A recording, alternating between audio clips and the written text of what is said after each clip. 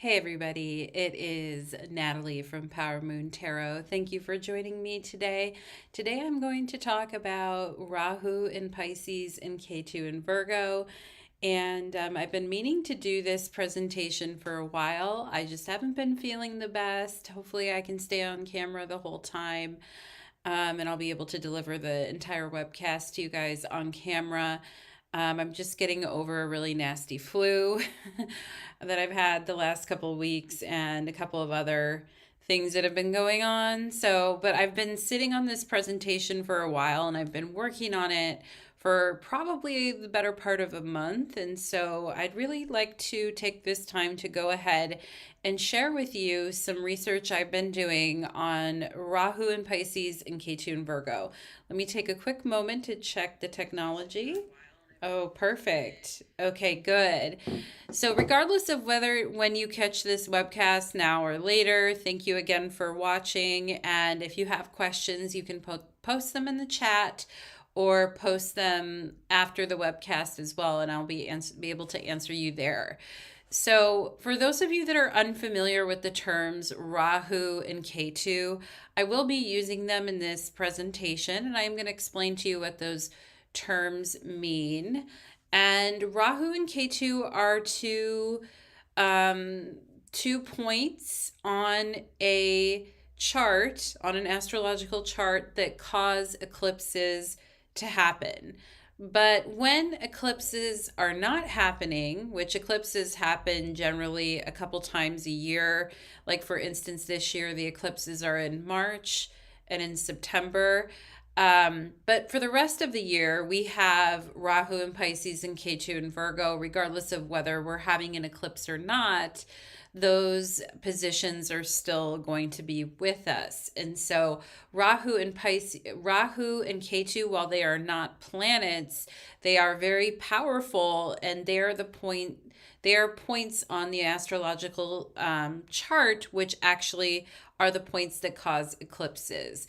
So let me just go ahead and this webcast is not meant to be a webcast on eclipses and the history of eclipses and all of that. That's a completely different topic. I'm really just going to be talking about the North Node in Pisces and the South Node in Virgo. As we just had Rahu and Ketu enter Pisces and Virgo, respectively, in January. And they will stay there till July of 2026. And so the nodes typically stay in the two signs that they're in, which are always opposite signs, for about a year and a half. So we're going to see Rahu in Pisces and Ketu in Virgo for about the next year and a half. And so I just wanted to quickly show you, when I say the word Rahu and Ketu are names that are given to the North Node and the South Node. If you're studying Indian astrology or Indian philosophy, they use the words Rahu and Ketu, which, I have spent some time studying with a teacher, that system. And I've also, spent time in Western astrology looking at the nodes from Western astrology perspective. And so I'm kind of blending both perspectives here as I talk about the North and South Node, or Rahu Ketu. And the two systems do view the North and South Node a little bit differently. But ultimately, I think we can get, and I tend to lead more towards the Indian interpretation of the North Node and the South Node, because I think it's a more complete tradition as far as studying Rahu Ketu. Now, in the Indian tradition, they look at Rahu Ketu as planets.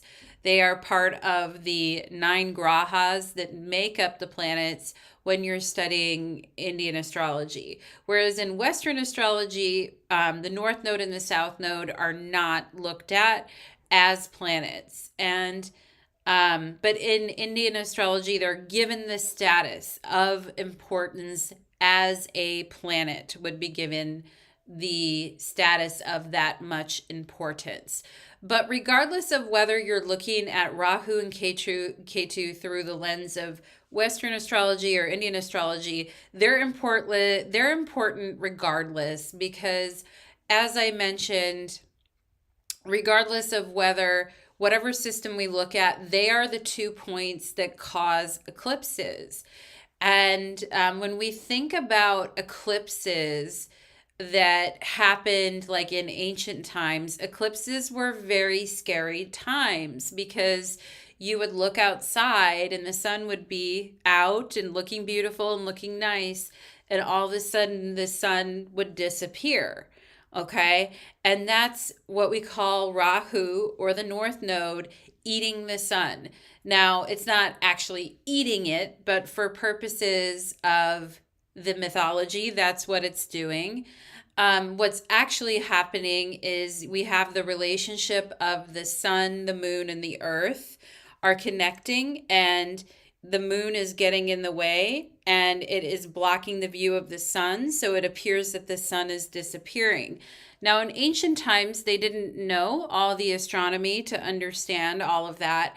But to them, it just looked like the sun disappeared, which is very scary, because the sun is a symbol of constant steadiness in our universe. The sun rises every day and it sets every day. So the sun is a very constant, steady influence that we as human beings have come to rely on as something that makes everything regular.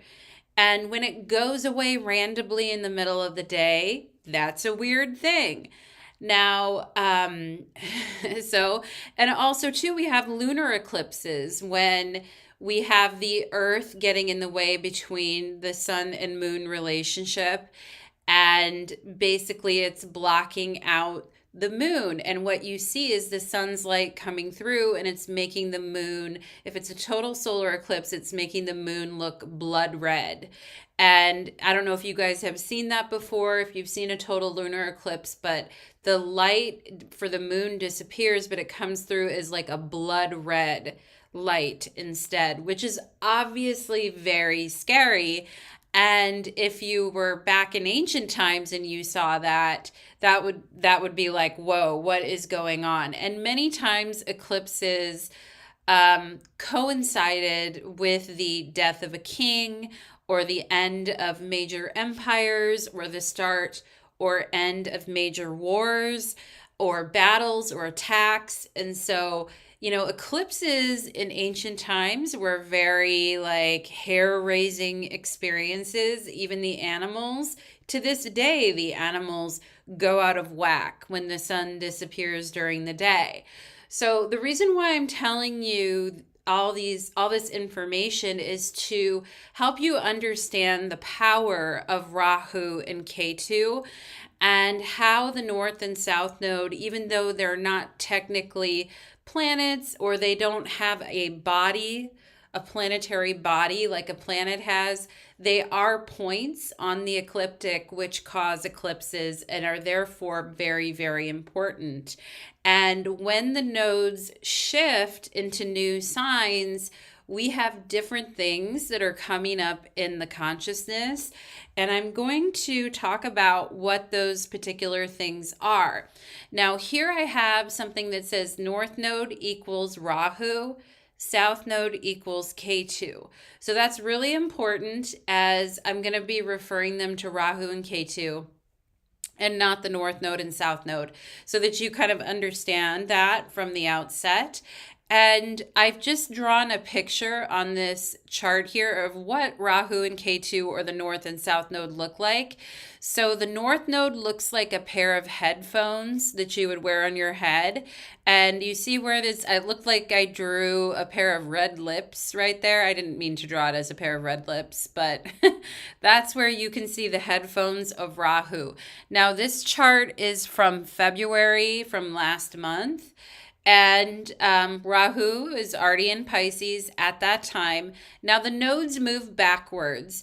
So the nodes were in Aries and Libra before, and now they've transitioned back into Pisces and Virgo. So we've got Rahu in Pisces. We've got the headphones of Rahu there in Pisces. And look at how many other planets are in Pisces right now. We've got Saturn, we've got the sun, we've got the moon, right? And the sun and moon are getting very close to that north node. And what does that tell us? That tells us that there is an eclipse coming up. And indeed, next week we are going to be having an eclipse, a lunar eclipse in Virgo, when that moon goes all the way around and conjoins the south node and opposes the sun Rahu conjunction in Pisces later on next week. We're going to actually have an eclipse, but you can tell just right here that there's an eclipse near, because you can see the sun and moon are starting to get dangerously close to Rahu. And so you can see like there's a possible eclipse coming here. And so Rahu is the north node and looks like the pair of headphones. And Ketu is the upside down pair of headphones, or it looks like a U shape. Okay. And I've got it circled in yellow right there. So that's Ketu, is that upside down U. Okay. So as I mentioned, Rahu and Ketu are not actual planets. They are invisible, but they cause intense celestial events to happen in our sky. They cause eclipses, okay? And they have no body, but they represent points of intersection where the moon's orbit crosses the ecliptic, which is the path of the sun, okay? And in Western astrology, views them. So in Western astrology views the north node as what we're moving toward, and the south node as what we're moving away from. Okay. And it kind of has this, Western astrology kind of has this view on the nodes of the north node is good and the south node is not so good.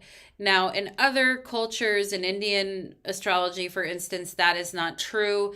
Other cultures, they see Ketu a little more favorably because they're not materialistic cultures and they're more about the spiritual. And Ketu is associated with moksha, liberation, and spirituality, where Rahu is associated with greed and ambition, manipulation, poison, foreigners, fame. All those things are good for someone who's trying to get noticed, but in cultures where modesty or where spirituality is more important, the south node is actually more favored.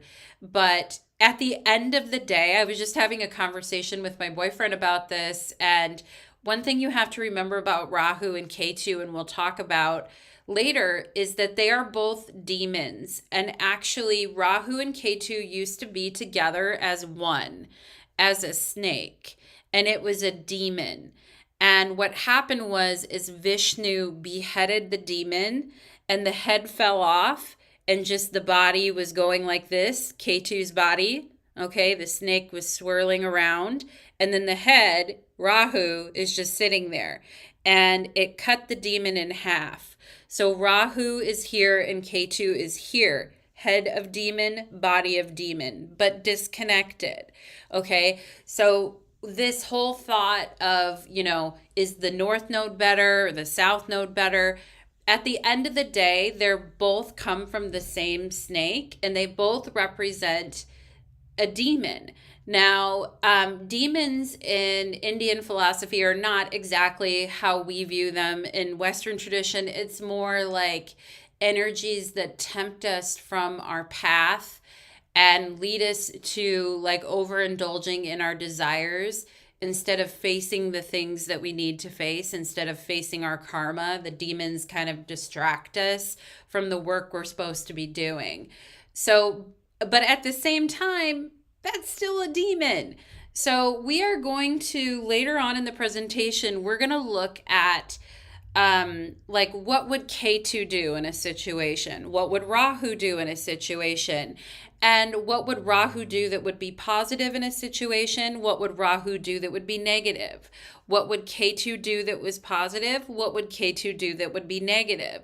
Because there's neither one is really better than the other. It's how you use the energy. And because Rahu and Ketu are very elusive, and they're very hard to deal with, and they can take on an energy as powerful as the sun, which literally is the biggest, most powerful giant ball of fire in our entire universe, and make it disappear. Indeed, you have to handle the energies of Rahu and Ketu very carefully, because they are very powerful energies and very hard to discern at times as well. So we will talk about that. And I just want to mention a little bit about the eclipses this year. So on March 14th, we are going to be having a lunar eclipse at 23 Virgo. At the end of March, we're going to be having our last Aries eclipse, the very last one on the Aries Libra cycle. And then come September of this year, we're going to have another eclipse in Pisces, and then another eclipse in Virgo. And then in 2006, in March, we'll have an eclipse in Pisces and Virgo. And then we'll switch over to we'll switch over to Leo Aquarius. So it's going to be kind of interesting throughout this whole year, because we're going to, besides the one eclipse that's happening at the end of March, we have eclipses in Virgo and Pisces pretty much the whole year here. Okay, so I just wanted to show you guys that schedule. And again, this isn't talking about how the eclipses are affecting you or things like that. It's more talking about the deeper energies of Rahu and Pisces and Ketu and Virgo. Now, one thing that I wanted to kind of say before I dive deeper first into Rahu and Pisces is just a quick note on the eclipses. Do you need planets in Pisces and Virgo in order to feel these eclipses? So let's say you have no planets in Pisces or Virgo, and you're like, meh, I'm not really feeling anything. Well, that's good, right? Because we want to be calm and chill during eclipses. We don't want to be going crazy. And certainly if you have eclipses on your sun, if your moon, sun, or rising is in Pisces or Virgo, having eclipses on your sun, moon, or rising is a very big deal. And this is coming from someone who a couple years ago had an eclipse directly on my Taurus sun. So I can attest, like, to the degree, to the minute, it was right there. And yeah, it was a pretty big eclipse for me. And I thought the whole day, nothing's happening, nothing's going on. The thing that happened at 11:30 p.m. the night of the eclipse, and I was like, there we go. And I spent all day avoiding drama, all day, okay? So anyway, sometimes it just finds you. But it doesn't matter. Like, you can still, because the eclipses are happening in a particular house in your chart, regardless of whether you have planets in Pisces or Virgo or not. Let's say these eclipses are happening in your 10th house and your 4th house, and you don't have any planets in your 10th or 4th. You may still have things come up on this eclipse that have to do with your 10th house and your 4th house, which would be your career or your family.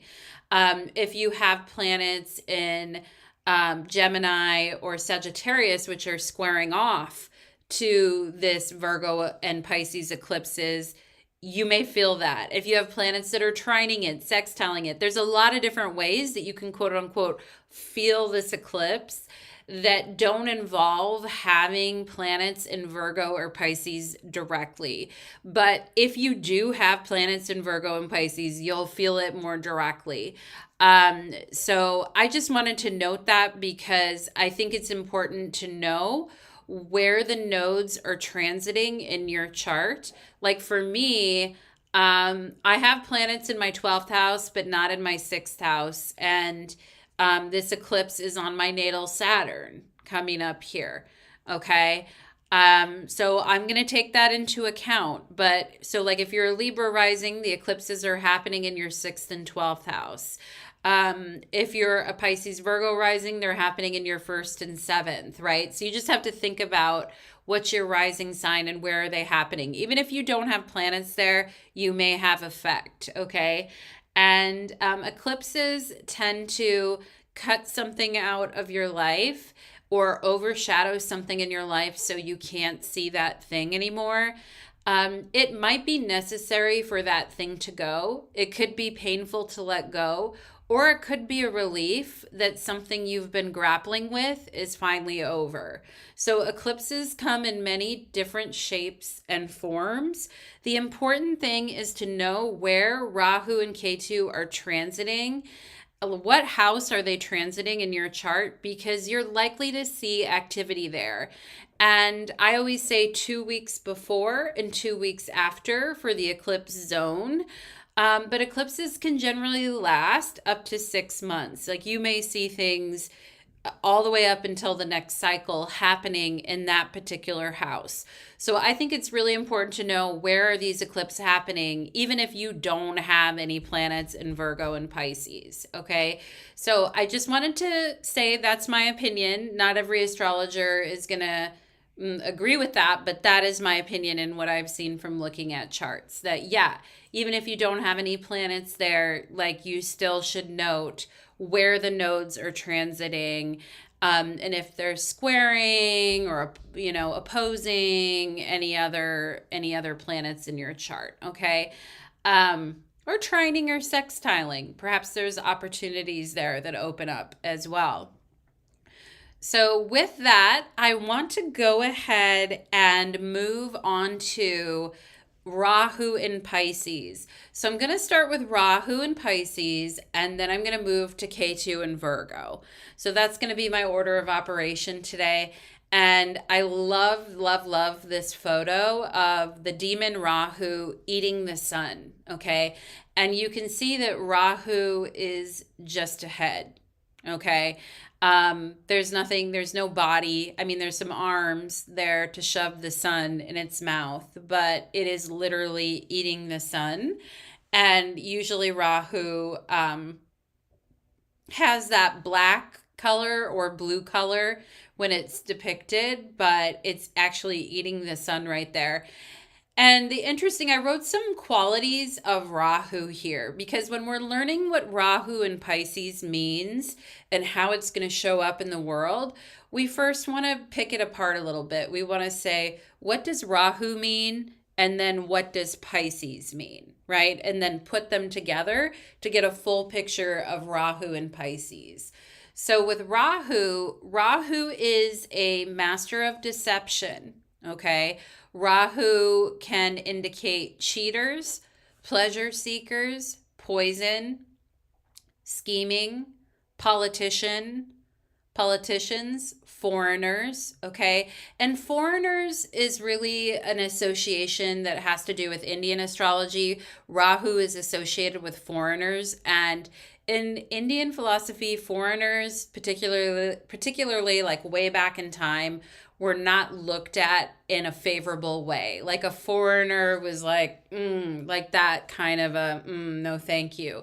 So foreigners were scary, or foreigners were something unknown that you just didn't really mess with, okay? So Rahu has that unknown, unpredictable kind of foreigner element. Rahu recognizes no obstacles. Rahu constantly is going in circles and searching constantly and not satisfied. Rahu could climb Mount Everest and go, you know what? That's not enough. Now I need to go to the moon. Okay. I went to Everest. I climbed the tallest mountain in the world. I don't feel fulfilled. I guess I'm going to have to go to the moon. Okay. That's Rahu for you. And Rahu can be manipulating and creating immoral acts.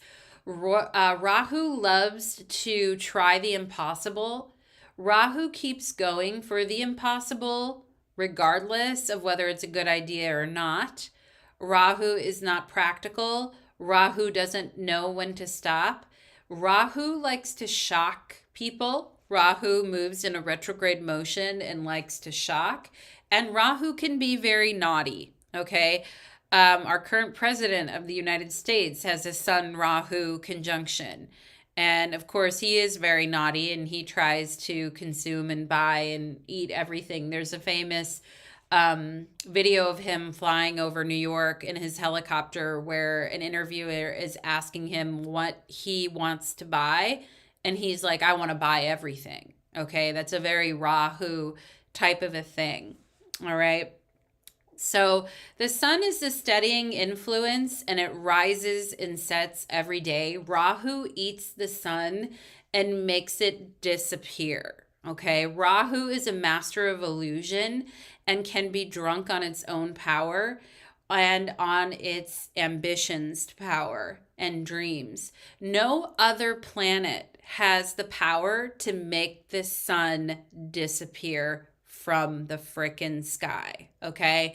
In fact, planets that get too close to the sun enter into a condition called combustion, which destroys them and burns them up.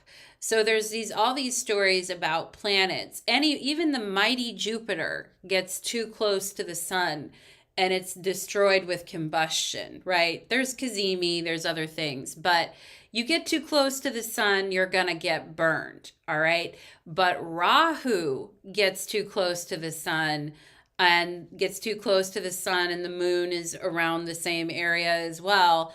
And all of a sudden, we've got an eclipse and we've got Rahu eating the sun. And we have Rahu making the sun disappear. That is an incredible feat that no other planetary influence in our sky can actually accomplish. So you can see why, Rahu can be a very dangerous element and a very unhinged and unpredictable element when we're looking at Rahu. Now, Rahu and Ketu, as I mentioned before, were actually one demon snake. And as a demon snake, they stole nectar from the gods and they drank it and became immortal. And then Vishnu cut off its head, but it was already immortal. And then it became Rahu Ketu, the two different elements of the snake. And I will say Rahu has got a lot of audacity and moxie to go around stealing nectar from the gods and drinking it in order to become immortal. And so we need to remember that about Rahu as we're analyzing Rahu in any particular sign. Rahu is going to make that sign larger than life. It's going to blow it out, really, is what Rahu is going to do. So I love this meme here. Rahu is not easily satisfied, okay? And it says, I have a question. Why are you so thirsty? Right? Rahu and Pisces. And we have a person drinking water here, but ambition isn't a bad thing, but when it torments us, clawing at us, right? When our ambition is just tormenting us and clawing at us, we can be seduced into doing things we wouldn't normally do for recognition and ambition. Rahu can be a very corrupting influence. It destroys the center of things. It destroys the sun. It eats the sun, ruining our moral compass to get what it wants in a moment of pleasure or for a moment in the spotlight. Okay, Rahu is very thirsty. Rahu is very ambitious in that way. So we have to remember that. Now, I also think this is a very good image of Rahu because Rahu, as we know, is just the head and the head of the snake. And here we have some very exaggerated eyes, right? And the eyes are so big that they take up the whole body and head, basically, right? And I know everybody's had that before when you've been to a buffet and you've been like, God, I'm starving. And you're like, I'm going to eat everything. And you load your plate up insanely. And you get the worst stomachache of your life. And you're go home and sleep for 3 to 4 hours. At the end of the day, it's just not worth it, right? To overstuff yourself and eat too much and decisions, right? When our eyes are bigger than our stomach, it's like, what do I do with all of this, right? And so I have Rahu tormented by greed and ambition. Okay, remember that eyes are windows to the soul. And when we only have a head, our eyes are how we convey what we want and how we convey emotion. Eyes are bigger than my stomach. My eyes can trigger cravings. They make us want more. And in this photo, it's saying, I am sick. I want so much. It's not enough. I need more. Pity me because I'm greedy and I don't know any other way to be. I'm exhausted and sick. Make me whole. Give me more. Okay? And there's a difference between being resigned to fate versus begging for an intervention and a savior to fix it all. We're starting to get into some Pisces language here, right? With the Rahu and Pisces. And the one thing we just have to remember about Rahu is the head only. So Rahu has no body.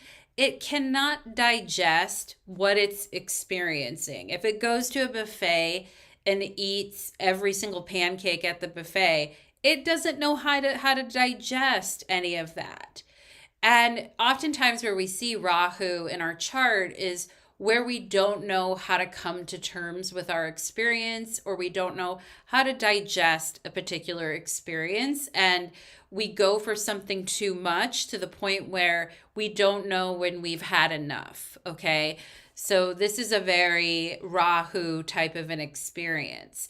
And as I was preparing for this lecture, because it's Rahu and Pisces is associated with the ocean, and I'll talk about later why that is, it got me thinking about The Little Mermaid. And I don't know for those of you that have seen The Little Mermaid or you remember The Little Mermaid, but if you remember Ursula, the sea witch, and she is telling Ariel that she's going to give her legs and she's going to take her voice, and she starts singing this song called These Poor Unfortunate Souls, okay? And it's so Rahu to me because you see, like, basically their bodies have shriveled away. These are all the people that the sea witch has reduced down to like nothing because they couldn't like make good on their contract with her, and their bodies have wasted away to nothing, and all you have is basically head and eyes, and people just walk over them. And Ursula the sea witch calls them poor unfortunate souls, and essentially they're trapped by a contract with the devil in a withered, alienated state of servitude for eternity. They are prisoners kept, bodies turned to mush, but they still have their minds, which is actually very cruel. Like, if your body is turned to mush and you can't move and do anything, but you still have your mind to think, that is actually quite cruel. These poor unfortunate souls, they can't speak. They can only moan as they are walked over by people walking through Ursula's cave. They have a head only with big eyes, and they want what they can't have. And wanting what they can't have is what got them into trouble in the first place and caused them to become a poor, unfortunate soul. When you trade your spiritual value and your soul for material success, all you have left is a greedy head, and you're being reduced to nothing but your greed and your want of things, okay? So it's a very Rahu and Pisces concept. I was like, wow, I was really impressed with myself for thinking of those poor unfortunate souls and relating that to Rahu and Pisces. But we can see evidence of that all around us in society, of people who have made a pact with the devil or sold their soul to the devil. They didn't get what they want, and now they're getting reduced to nothing. Like, we can see that in our current society. But we're going to go ahead and get a little deeper. So now that I've talked about Rahu, I want to talk about Pisces, okay, on a much deeper level. Now, one thing you can do if you're studying astrology is to study the constellations in detail, because each sign is associated with a particular constellation. And for Pisces, it's the fish. And one thing that I found out as I was studying the constellation of Pisces is that it's two fish swimming in opposite directions, connected by a cord that connects the two fishes at the apex, okay? And because the two fishes are connected, they cannot swim away from each other, even if they are pulling in different directions. The connection or the cord is what keeps the two fish tied together by the tail. Okay. And I think that this is a amazing metaphor for Pisces, because it is a sign that emphasizes connection, shared connection, empathy, ultimate consciousness, connection. Okay. But you've got two fish trying to go in two different directions, and they can't go without each other because they're connected by a cord. So they're going to have to compromise, have a healthy connection, learn how to have empathy for each other, work together, decide what direction they're going to go, and then go in that direction together. Otherwise, they're just going to continue to pull on that cord, and eventually they'll strangle each other, or they will exhaust each other and go nowhere. Okay. And one fish can't get anywhere without the other fish. And I think what the Pisces cord connection is talking about is that without connection, we are lost. We are losing reality, and we are swimming in circles. Without connection, we are lost. And the question is, how can we continue to stay connected in a world where everyone wants something different and is trying to search for something different while still maintaining connection? That is a huge question of Pisces. Now, Pisces is we have to keep in mind about the fish, right? Because the constellation of Pisces is represented by the fish. Where do fish live? They live in water, right? So Pisces has this association with the ocean or with water. And each sign of the zodiac is based on the constellation associated with it. Pisces constellation is the fish, and fish live in the ocean or water.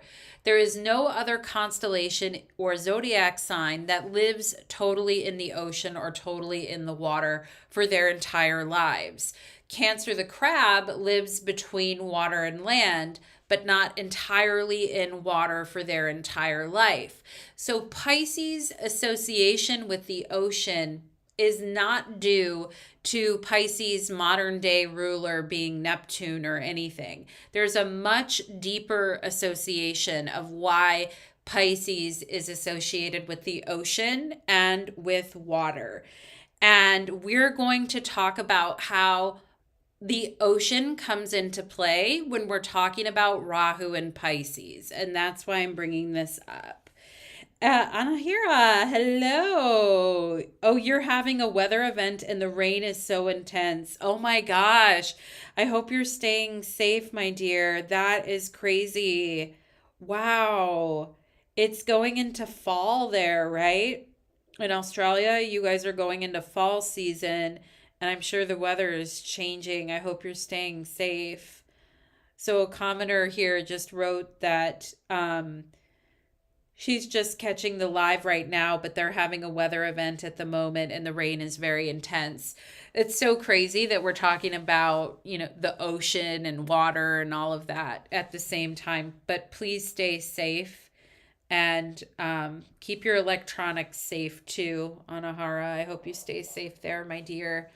So, I just wanted to mention that connection between Pisces and the ocean, and that the fish is literally the symbol for Pisces, and that fish are living in salt water or fresh water, but we thinking of them living in the ocean. Fish live at the deepest depths of the unexplored ocean. They also live in cute little ponds that we can wade in. There's a versatility and an adaptability there with Pisces.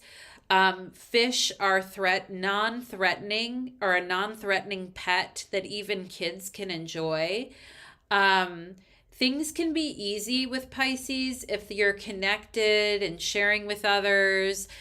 You can make something look non-threatening that may actually be threatening, though, with Pisces. Because when we start bringing Rahu into the mix with Pisces, we can see how Rahu can obscure things and make things in an illusion. And we know, like, fish are really cute, and you can keep them in a little fish bowl, and you can get a little fish for your 5-year-old, and they can feed the little fish. And that fish isn't going to hurt your 5-year-old, and it's fine, right? But there are fish that don't look threatening, that are actually threatening, that are actually poisonous, right?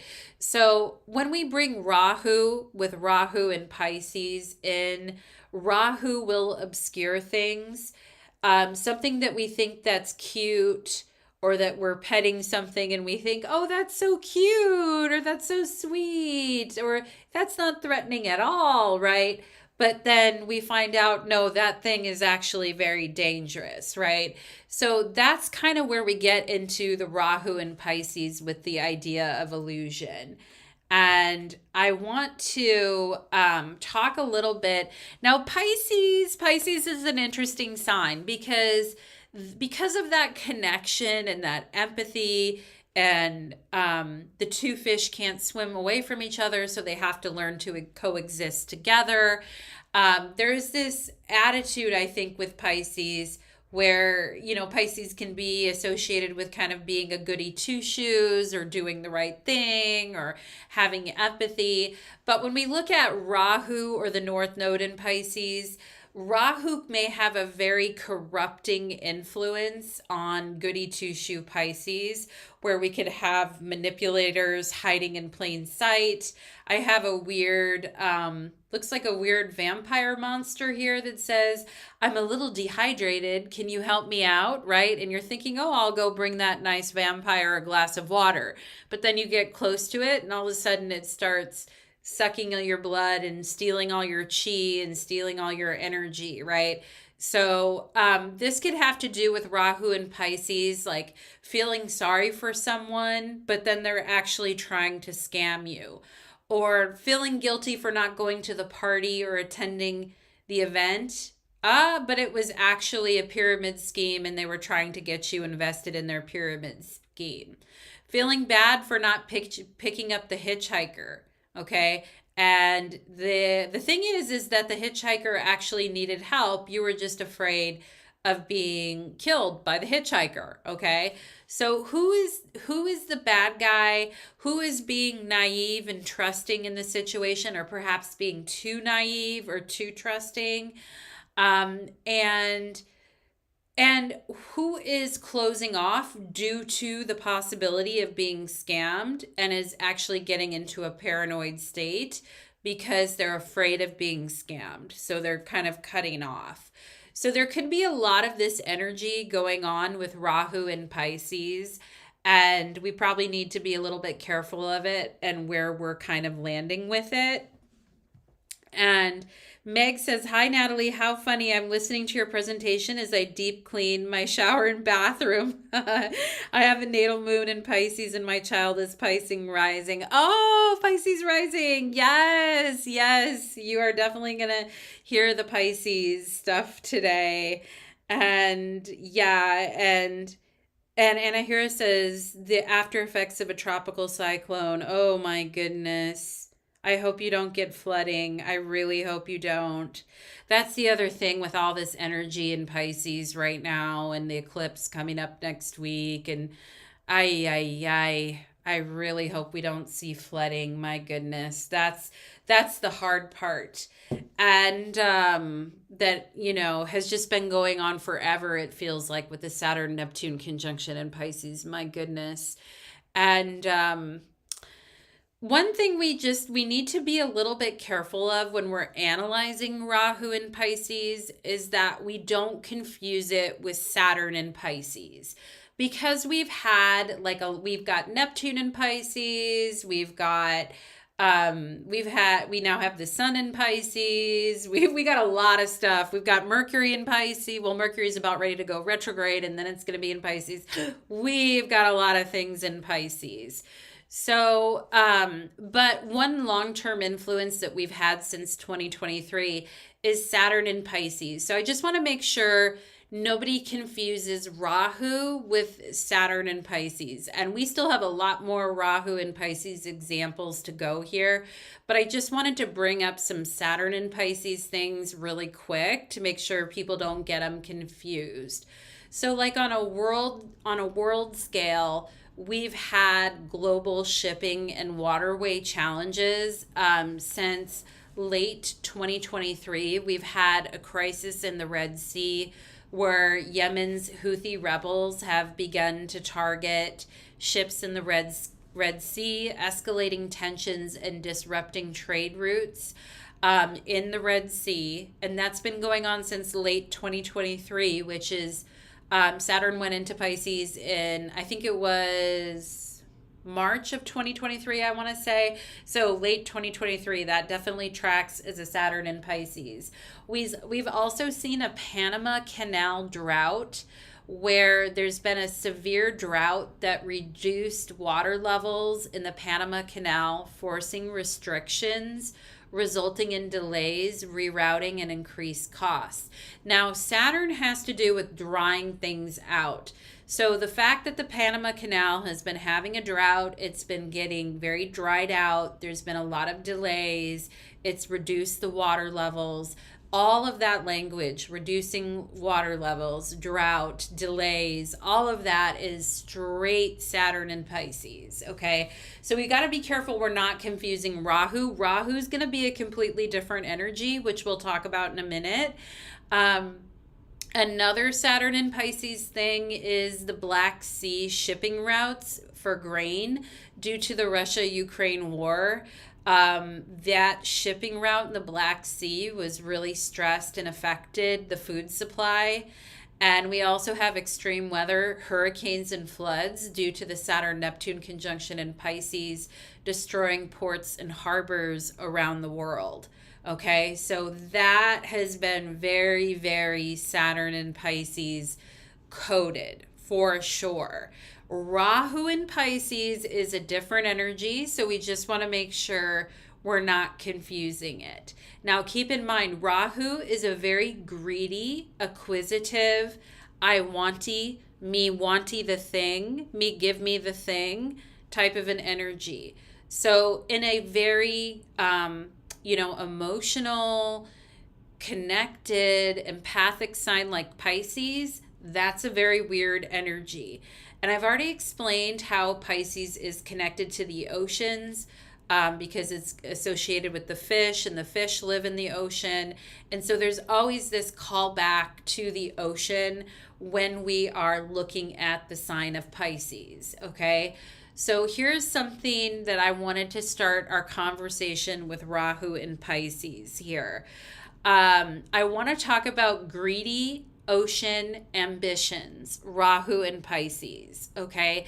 And this is where we can be seeing greed around our oceans, where people are trying to take things that the whole community once shared together without any issues or without any problems and try to take them back as their own, violating the shared resource.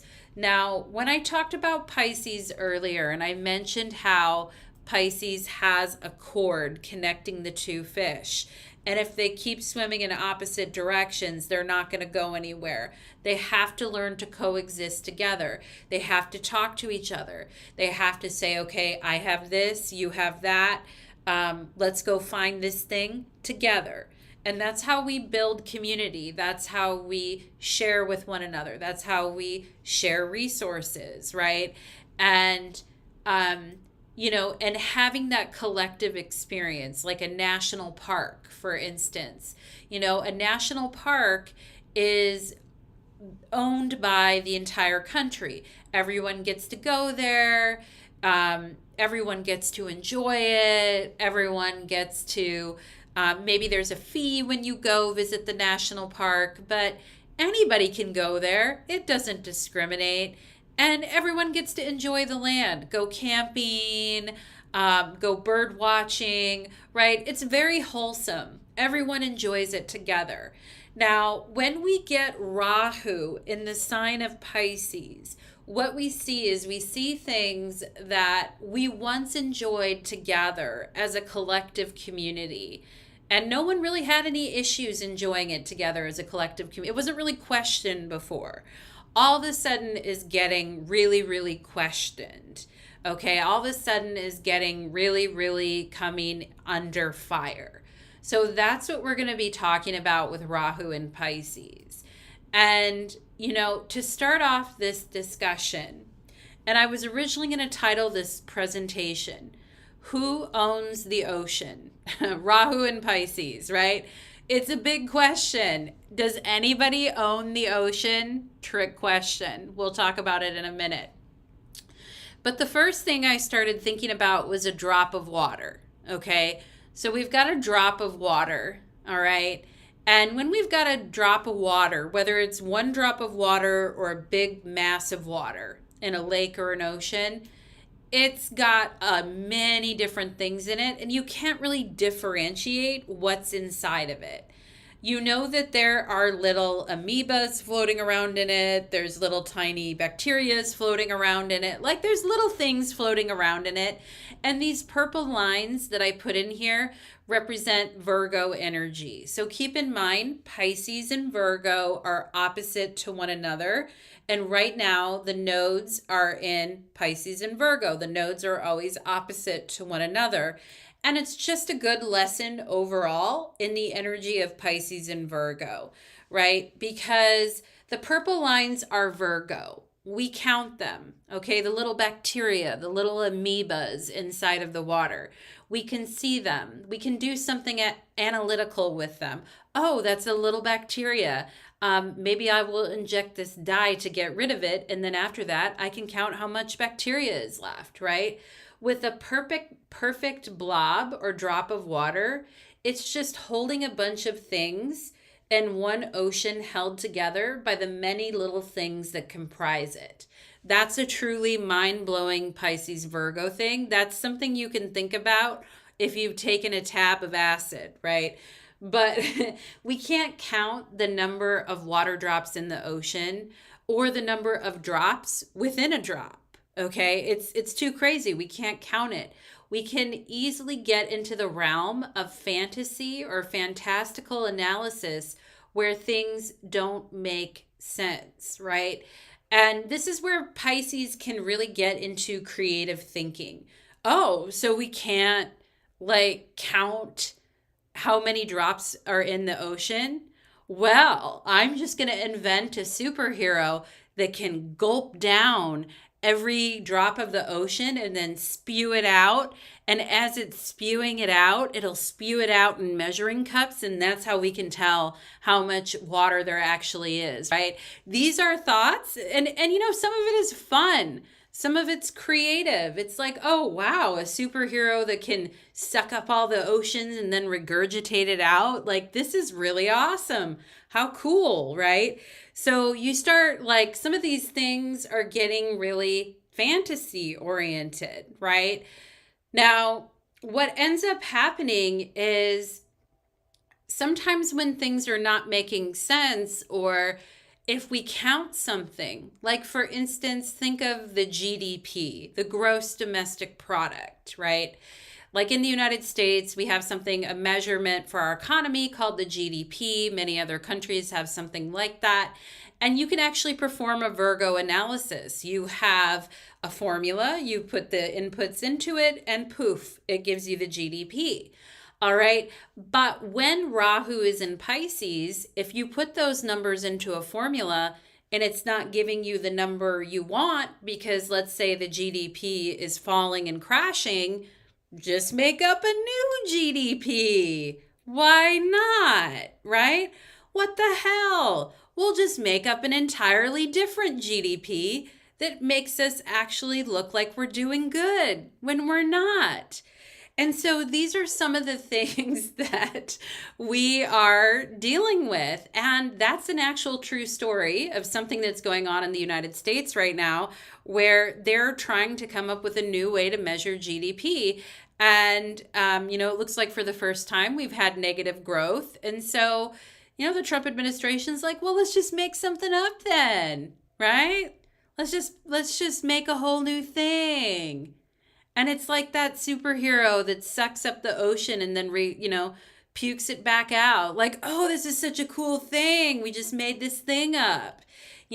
So we've got some things with the Pisces Virgo polarity happening already. And we have to be really careful with Rahu and Pisces that we're not making up fantastical stories to make things look good. Like we can't put lipstick on a pig, it's still a pig.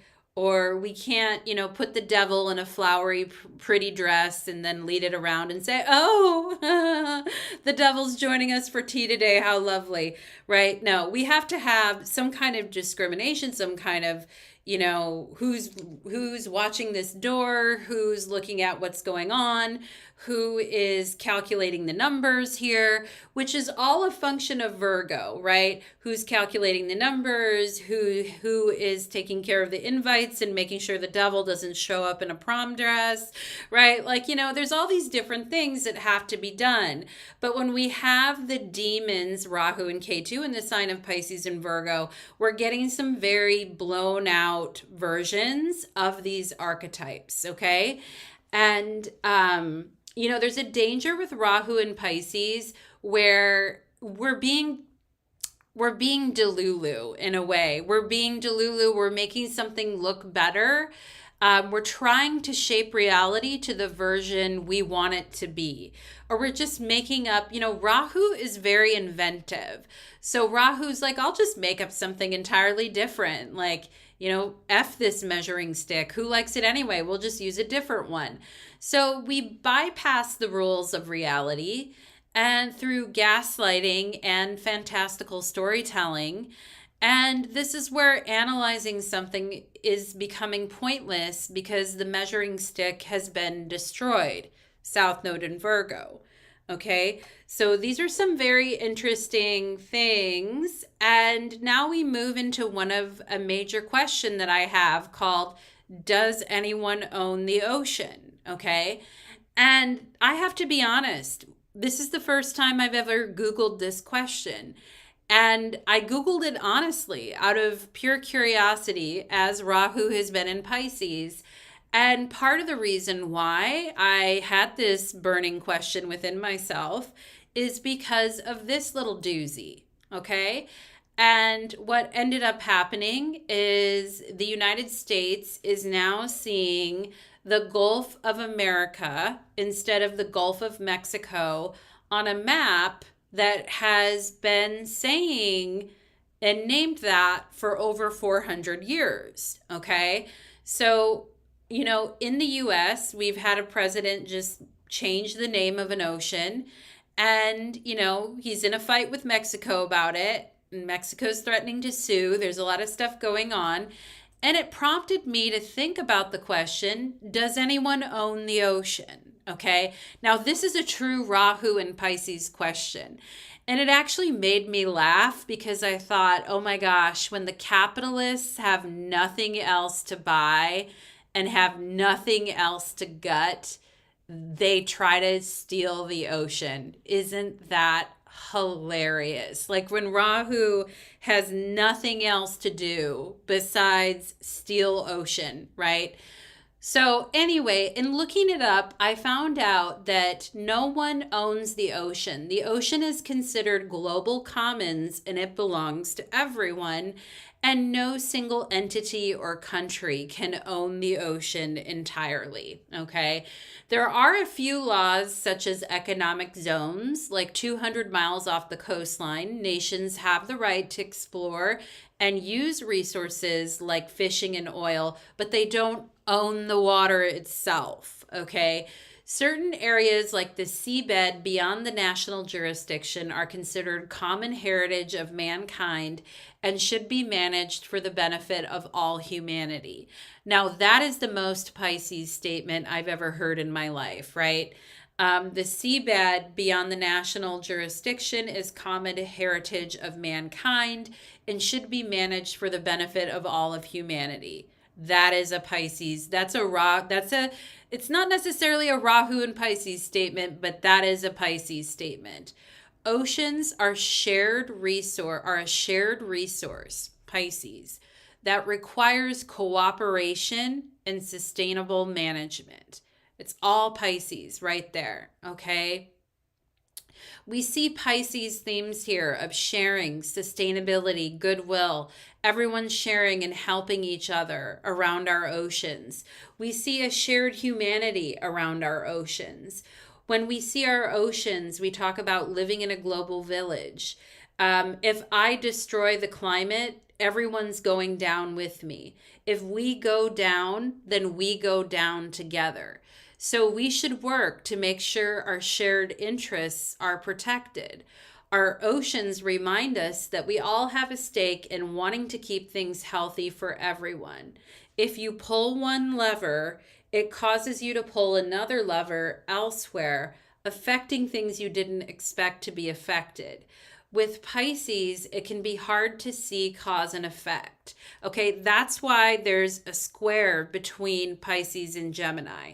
There's a natural square between Pisces and Gemini. And did you ever notice how there's 2 for Gemini and 2 for Pisces? Okay, Pisces has 2 fish, Gemini has 2 twins.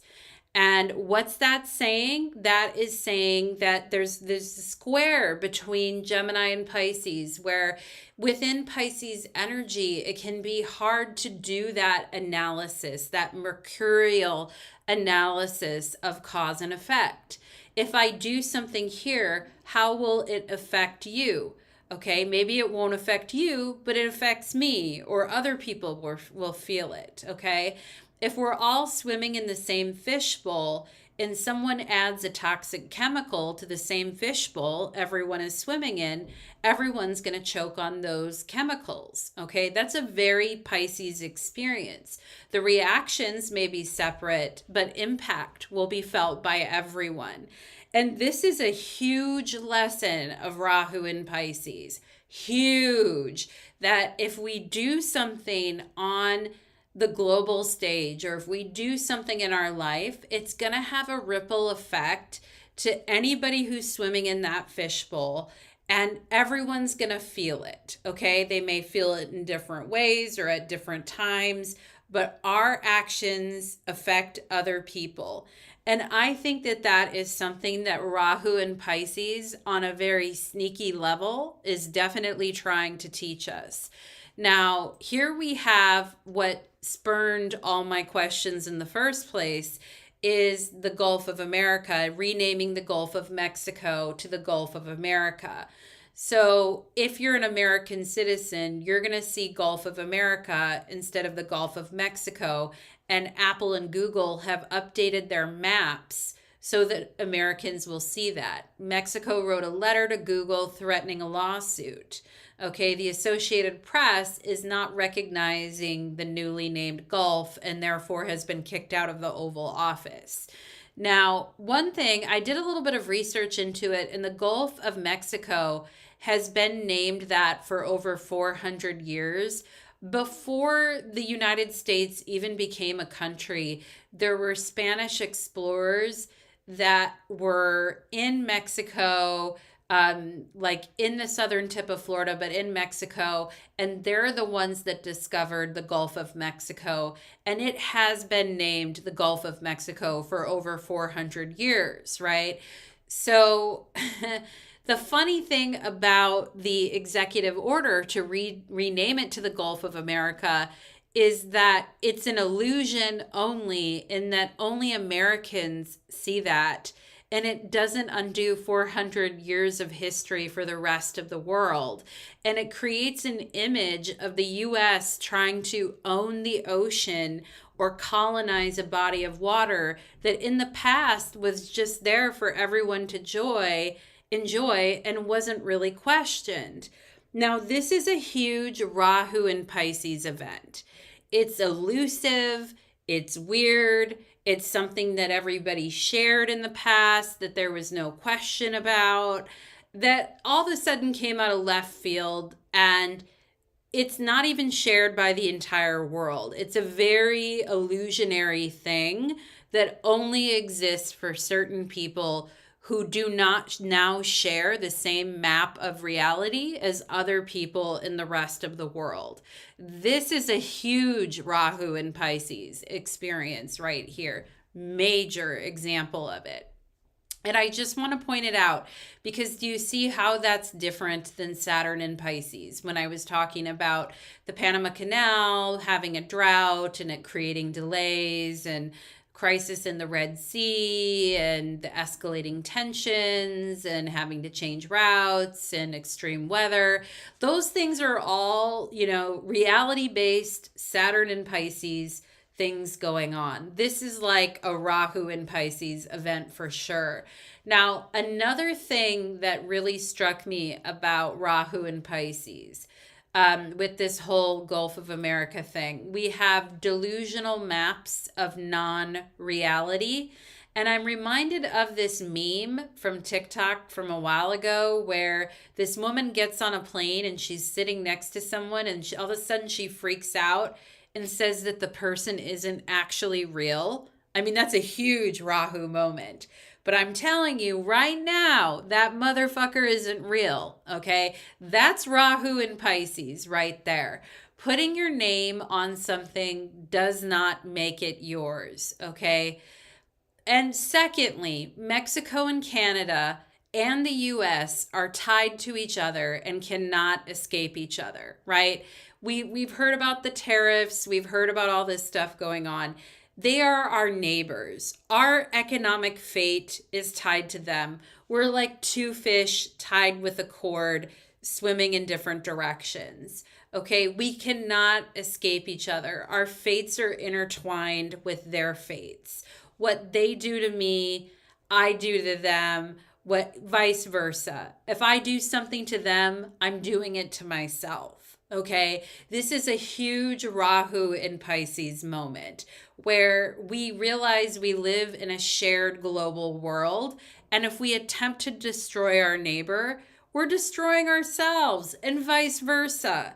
Okay, there's no point to that mutually assured destruction. Okay, this also has to do with something that was once a shared resource in the past and unquestionably belonged to everyone, now suddenly comes into question as greedy ocean pillagers try to symbolically take the impossible, a huge body of water. And it just reminds us Rahu is fake, Rahu is not real, and Rahu is an illusion. Okay? And so this is a very interesting thing with the whole Rahu and Pisces. And here are some important lessons for Rahu and Pisces, okay? And we've got the two fish again. They're just swimming in circles, following each other, okay? We are in this together, whether we like it or not. If I harm you, I harm myself. Our fates are connected. We live in a global world, and what I do affects you, and vice versa. We cannot swim in opposite directions forever. We'll strangle each other or not get anywhere. Having a shared reality is essential, and without this, we will devolve into chaos. Okay?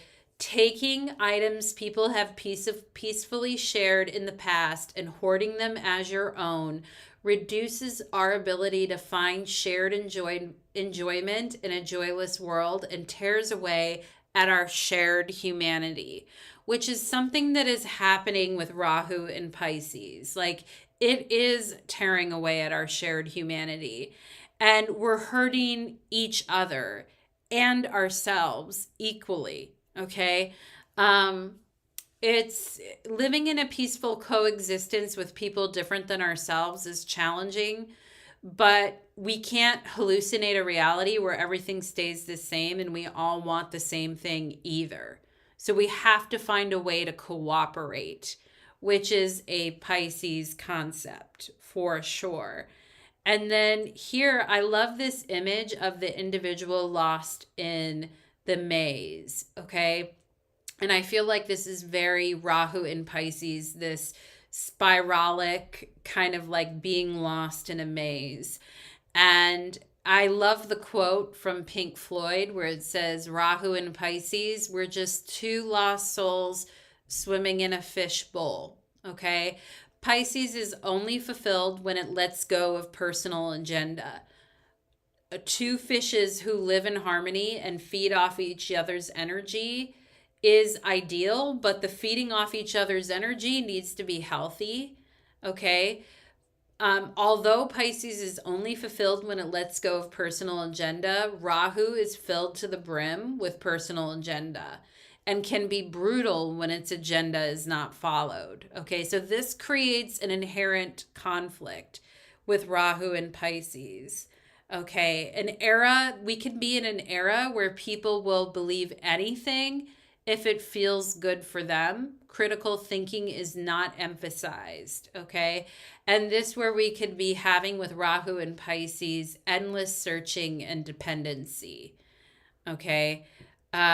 We could feel like we're going in circles, like we're never making any real progress on anything. We want to be guided by higher wisdom than our own fearful mind. Rahu wants to help us find the path of ease. But am I taking the easy way out by following others without thinking for myself? Or am I getting lost if all I care about is fulfilling personal agenda and life feels like a maze of impossible? How can we incorporate others into our dreams? Okay, this is very Rahu and Pisces. And I want to bring up another Rahu and Pisces issue before we start transitioning over to Ketu and Virgo. I want to talk a little bit about the Panama Canal issue. Now, I brought up the Panama Canal earlier when I said that when I talked about Saturn in Pisces and how there's been a drought and how there's been restrictions and delays because there's a drought. That is Saturn in Pisces. When I'm talking about Rahu in Pisces, I'm talking about Trump basically telling Panama that we are going to take the Panama Canal back by force if necessary, and that we're going to take it back as ours. Okay.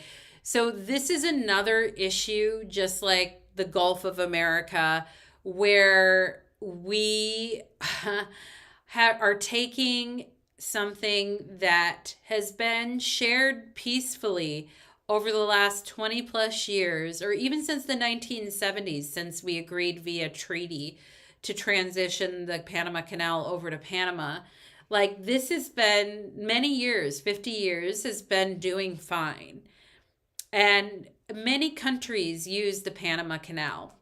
And the canal is important because if you don't have the canal, then ships have to go all the way around the tip of South America. Like, that is a long trip to get from the Atlantic Ocean to the Pacific Ocean and back.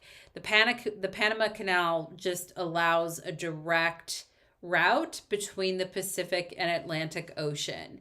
And it's a key spot for trade. But the U.S. isn't the only country that uses the Panama Canal. Many other countries use it for shipping. Okay. And it's already having droughts, Saturn and Pisces.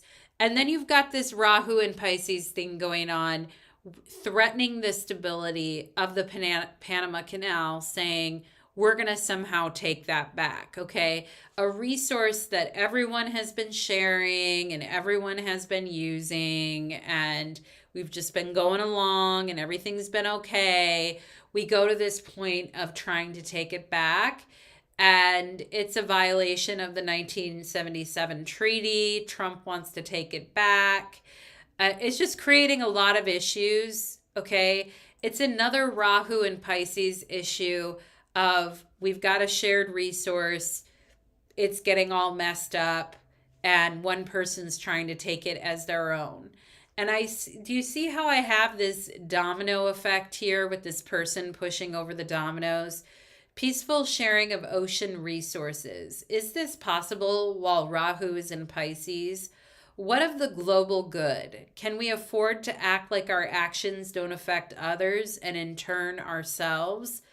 Rahu in Pisces can be blind to how our retaliatory actions against others will also affect ourselves, and not just karmically and down the road someday, but in real time. Like, I'm talking real time. I fuck you over, I get fucked back hard in real time. Okay, that is Rahu in Pisces. It's not like, well, I did something to you and a few years down the line I'll feel the pain of it, or I'll get my karma or whatever. It's like, no, it's a domino effect. And if I push that domino over, it's falling over for everyone. Okay. And so it's a huge issue.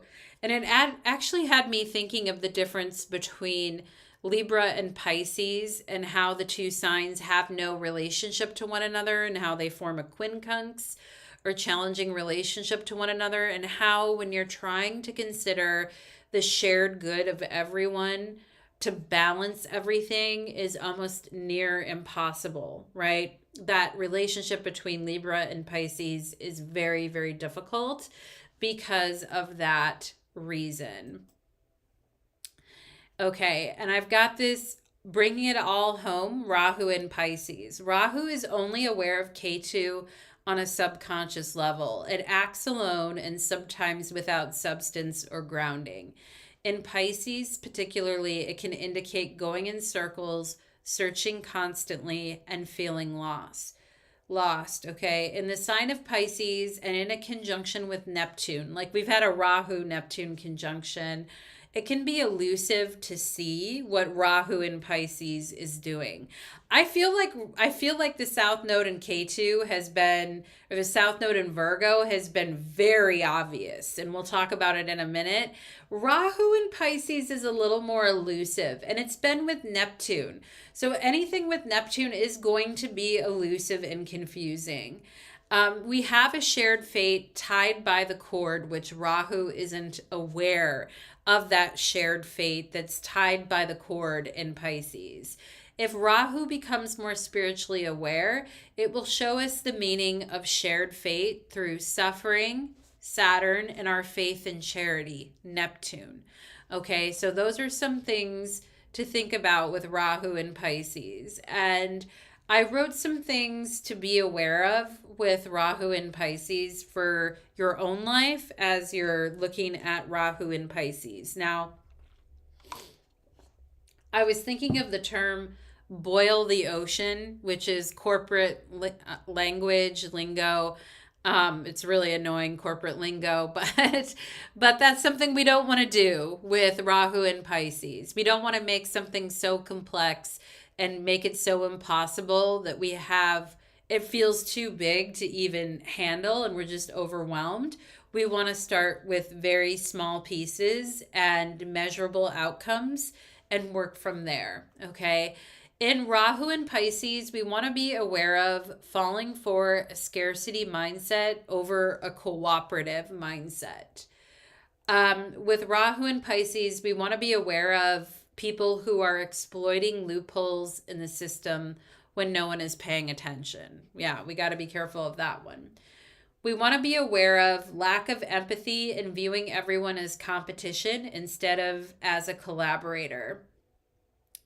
We want to be aware of boiling the ocean or taking an overly ambitious approach when we should be taking smaller little sections. Okay, with Rahu and Pisces, we may lack awareness of the bigger picture and how our actions affect others. We want to be careful of prioritizing our own needs over the collective good and unnecessary expansion, which harms ourselves or others. Okay. Those are some things that we want to be aware of with Rahu in Pisces. There's a lot more that we could say there. Sometimes it's hard to care when it feels like no one else cares, and it's tempting to just sit back and let people kind of like get theirs. And sometimes that's the day we're having, right? We can't give much more than that. But I do think I see a lot of these posts on social media where people are like, oh, I'm so happy that they're going down or that they're getting theirs. And, you know, there's the whole FAFO find out era and all of that. But I think we all have an understanding that when other people go down, it increases the likelihood that we're going down too. You know, I think all of us, especially anyone that watches this video, I think you're definitely aware enough to see that. I saw a post where Canadians were pulling all of their investments out of Florida and pulling like their home, like refusing to buy homes in Florida and selling all their homes in Florida. And people were like, yeah, fuck those Canadians, you know, like, good, get out of here. And I'm thinking to myself, what are these people saying? You know, like the market in Florida is already so bad and it's already so hard. And people are having such a hard time finding affordable home insurance. And, you know, there's too many houses on the market already. What are these people saying?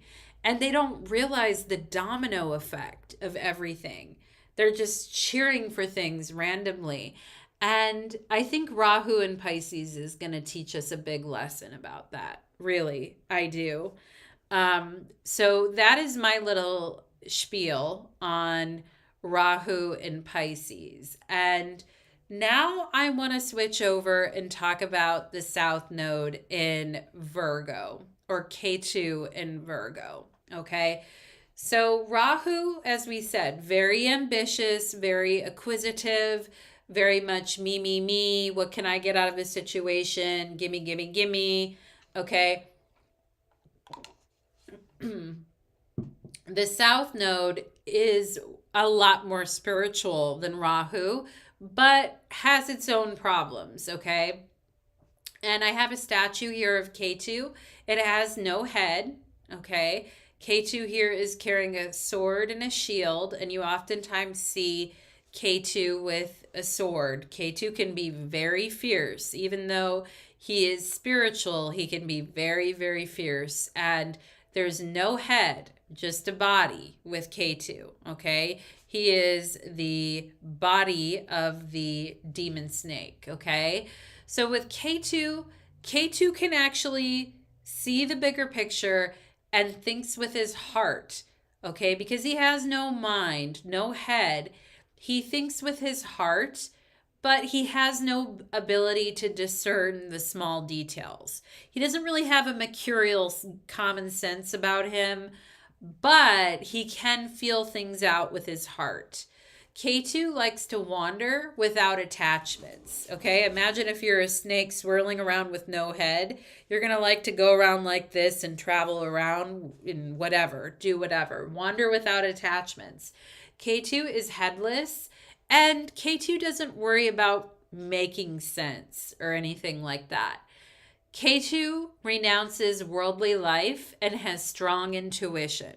Okay, Ketu wants nothing to do with keeping up with the Joneses and a white picket fence and a 2.5 kids. Ketu wants nothing to do with that. Okay, Ketu will reject outer realities and can be very fierce about rejecting outer realities. and can be a little like Neptune sometimes in that way, where it's like not seeing what is happening in its outer realities. K2 likes poverty, okay, poetry, and deep thinking. These are things that K2 enjoys. K2 is obscure, and it's difficult to understand what K2 wants. If K2 is with a planet in your chart, if the South Node is with a planet in your chart, it can be hard to understand. It obscures that planet. It's like, what does K2 want? What does it want from me? It's so weird. It doesn't want what something, it's not like Mars. It doesn't want me to go, train and become a bodybuilder or become an A1 fighter. It doesn't want me to become, it's not like the sun. It doesn't want me to become an actor and have everyone notice me. I don't really know. Like, what's K2 trying to do? K2 can be very confusing as far as what does K2 want. Okay, it's obscure and difficult to understand. K2 forces us to stop looking for answers in a material world. And with K2, there's often a disgust and a been there, done that feeling about something that we've done in the past. So rejections with K2 can be extremely harsh, okay? And Holly says, as an aside, Nat, I'll speculate on the current administration and posturing about Panama and the level of China's current investment there. Yeah, Holly. I mean, the whole thing is really confusing. That's the other thing with Rahu and Pisces, with, Neptune and the whole other mess going on there. It's confusing what is going on, and the facts are always changing. And and then every single day it seems like new information comes out. So it's a very hard situation to fully wrap your mind around, I feel like sometimes. And plus, we're going to be starting a Mercury retrograde soon. That's just going to make everything more complicated. So, I mean, yeah. Yeah, it's a difficult situation. And I just feel that Rahu in Pisces is so elusive. Like, we're going to talk about K2 here in a minute and my examples for the South Node in K2, and there are just so many examples. They're so obvious. Rahu in Pisces is a lot more elusive, but nonetheless, I am starting to get like visibly like revulsion when I see people cheering for other people's downfall, because I'm like, we're next, right? Like, I'm just like, this is so Rahu and Pisces. Like, if we're all in it together and we're gonna go, that old song from back in the day, if we go down, then we go down together, just keeps playing in my hand or in my head. And I'm like, oh boy. So there's a lot there, Holly, for sure. Anyway, I digress. I'm sorry. So we're talking about the South Node and the been there, done that attitude with K2, where K2 can be, K2 carries a sword, and K2 is like, I fucking hate that. I reject it. I'm done. Bye. So that's an attitude of K2. But like I said, K2 is headless and he's not focused on making sense. So think about the sign of Virgo. Virgo is, the South Node is in Virgo right now. Virgo is a sign that thrives on common sense and knowing information, right? So the South Node isn't really concerned with that. The South Node doesn't give a crap about that. It doesn't care about making sense. Oh, you don't understand me? Too bad. Sit down, meditate with me. You'll understand someday, 500 years from now. Okay, that's the South Node, all right? And that drives a Virgo crazy. So with the South Node in Virgo, that is not a match made in heaven. In fact, that is a very weird That's a very weird combination. And I want to talk a little bit about Virgo. And I love this photo of Virgo. And one thing to realize about Virgo is that Virgo is actually a big, huge constellation. It's like huge. And it's the second largest constellation in our sky. And for that, we call the constellation of Virgo the Queen of the Sky. And it looks like a maiden, okay, holding a sheaf of wheat. And so for Virgo, like if you see the constellation of Virgo, it is the outline of a maiden holding that sheaf of wheat. And that's why Virgo gets associated with the harvest, with productivity, with being hardworking. Virgo is a very complex sign for women because it is associated with purity. And as we know, there's some very weird standards for women around purity in many societies and what women are supposed to do and women's work and women are supposed to be this and that and all of that. So Virgo can be a very difficult, demanding sign, particularly for women. But it is a sign that is ruled by Mercury, okay?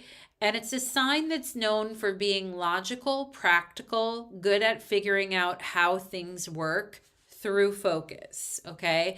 Virgo can be hardworking and studious and can spot what is out of place and fix it. A lot of common sense with Virgo. And like we mentioned with Ketu, K2 doesn't care about that. K2 is not into that. Oh, you're going to sit down and time your heartbeat while you sleep overnight to determine, what your resting metabolic rate is. K2 is like, I have no clue what you're talking about, and I'm not going to help you do any of that. All right. That's a Virgo thing. K2 has nothing to do with that. So you can see already, like, there's some problems here. Now, with Virgo, Virgo is analytical and perfectionistic, but accurate. Okay. When you're dealing with Virgo energy, that is accurate energy. Now, like I said, the constellation of Virgo is the maiden, and she's holding a sheaf of wheat. Now, I want to talk about that sheaf of wheat that she's holding in her hand a little bit. Because how does she get a sheaf of wheat? The sheaf of wheat is essentially a bunch of grain that has been bundled up by workers that is now forming a sheaf of wheat. So many times, Virgo is getting associated with harvest, right? And the harvesting. And, there's a lot of things that can disturb a harvest. Pestilence, disease, watering too much, raining too much, not raining enough. Like it's so delicate with the harvest, right? And everyone has to chip in when it comes down to harvest time. Everyone, it's all hands on deck. Because if you have a shitty harvest, no one's going to eat, right? It's really important. And, as we know, like Virgo is associated with farming, finding more efficient ways to do things. In order to get a sheaf of wheat, you have to have farmers or workers who are out in the fields gathering up the grains and putting them into bundles. Okay, workers have to do that. So Virgo is oftentimes associated with the working class. Okay, and Virgo also gets associated with efficiency, right? How quickly can you get out into that field? I mean, when the harvest is there, you can't delay. You can't wait a month, right? Things are going to start dying on the vine. You got to get out there and get all your bundles, and everyone needs to work really efficiently and in unison together. And so this is Virgo energy, right? And that's why Virgo gets associated with things like, harvesting, workers, disease, pestilence, efficiency, working hard, fixing things. All of that stuff comes from that virgin maiden in pure form holding the sheaf of wheat, which is basically showing a perfect harvest. And what does a perfect harvest mean? It means that everyone's going to eat. And that's a major thing for people in like the olden days. And it's crazy because the sheaf of wheat and the gathering of grains into bundles, that's also like if you're gathering a lot of things and putting it into bundles, that is also very Pisces. When we've gathered enough of the tiny little things together, then we have a big collective whole. So now it's like we've got Virgo, we've got Pisces, right? And it's interesting because I've been watching on Paramount Plus. I was watching a show called 1923 Yellowstone. I don't know if you guys have seen it, but it's about ranchers in 1923, and like they're herding cattle and sheep, and they've got a farm, and they've got all this stuff going on. And I mean, it basically shows like how hard, I just started it, but it shows how hard the ranching life is. And one thing that I got from it is like, the wives work, the daughters work, the women work, the men, everyone's working, right?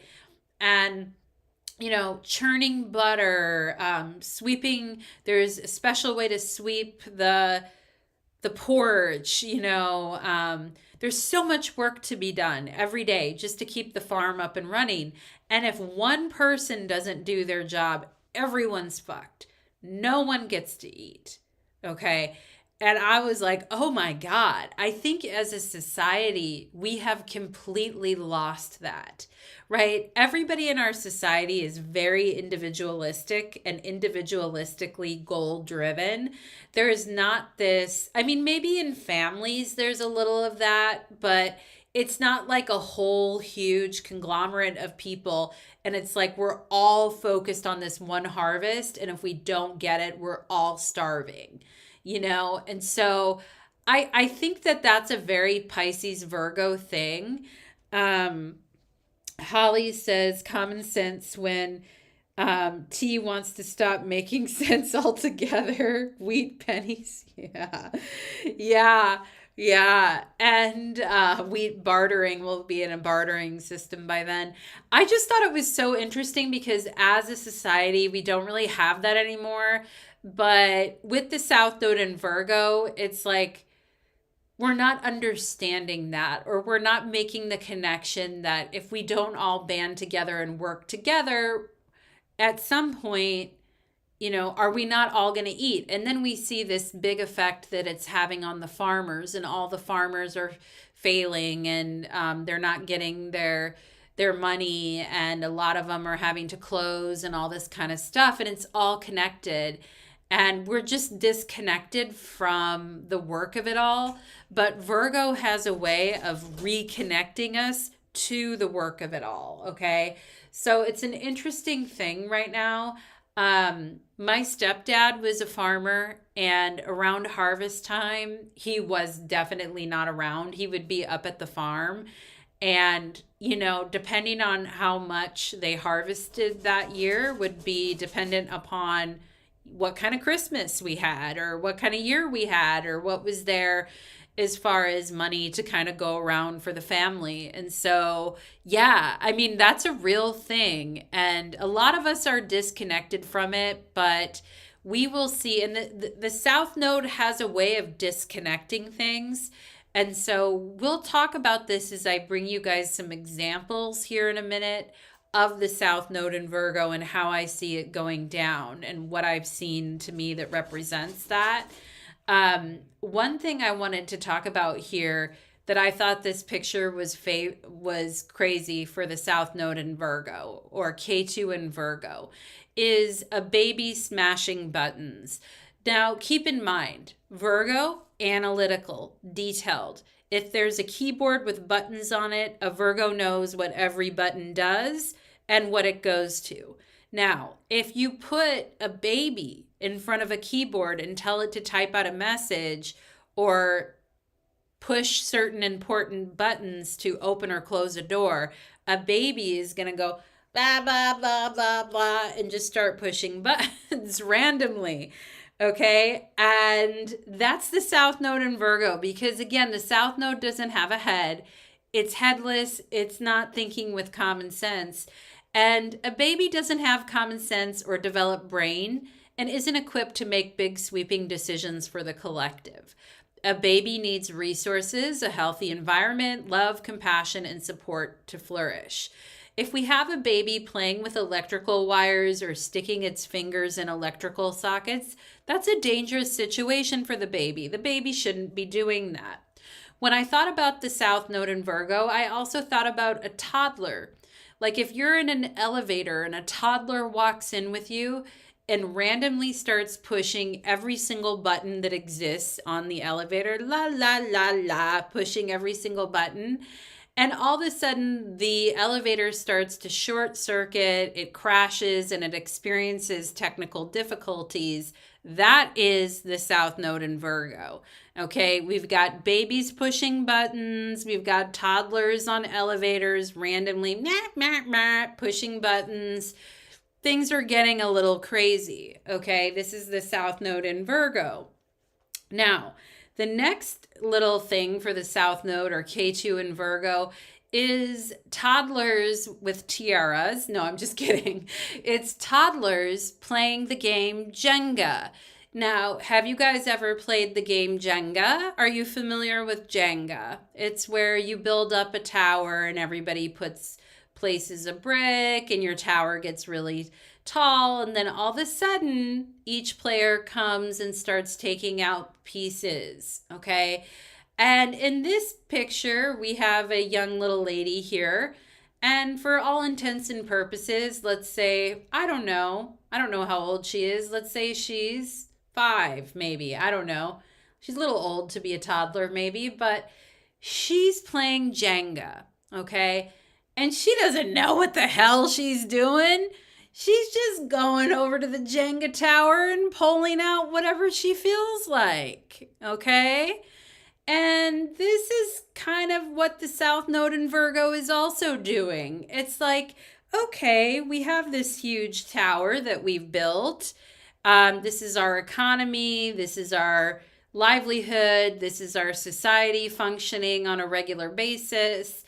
And we just start pulling pieces out of it and throwing them wherever and seeing what happens. Isn't that fun, right? We've got toddlers and elevators. And no one's really analyzing, right? They're just letting the kids go in and pull whatever pieces out they want.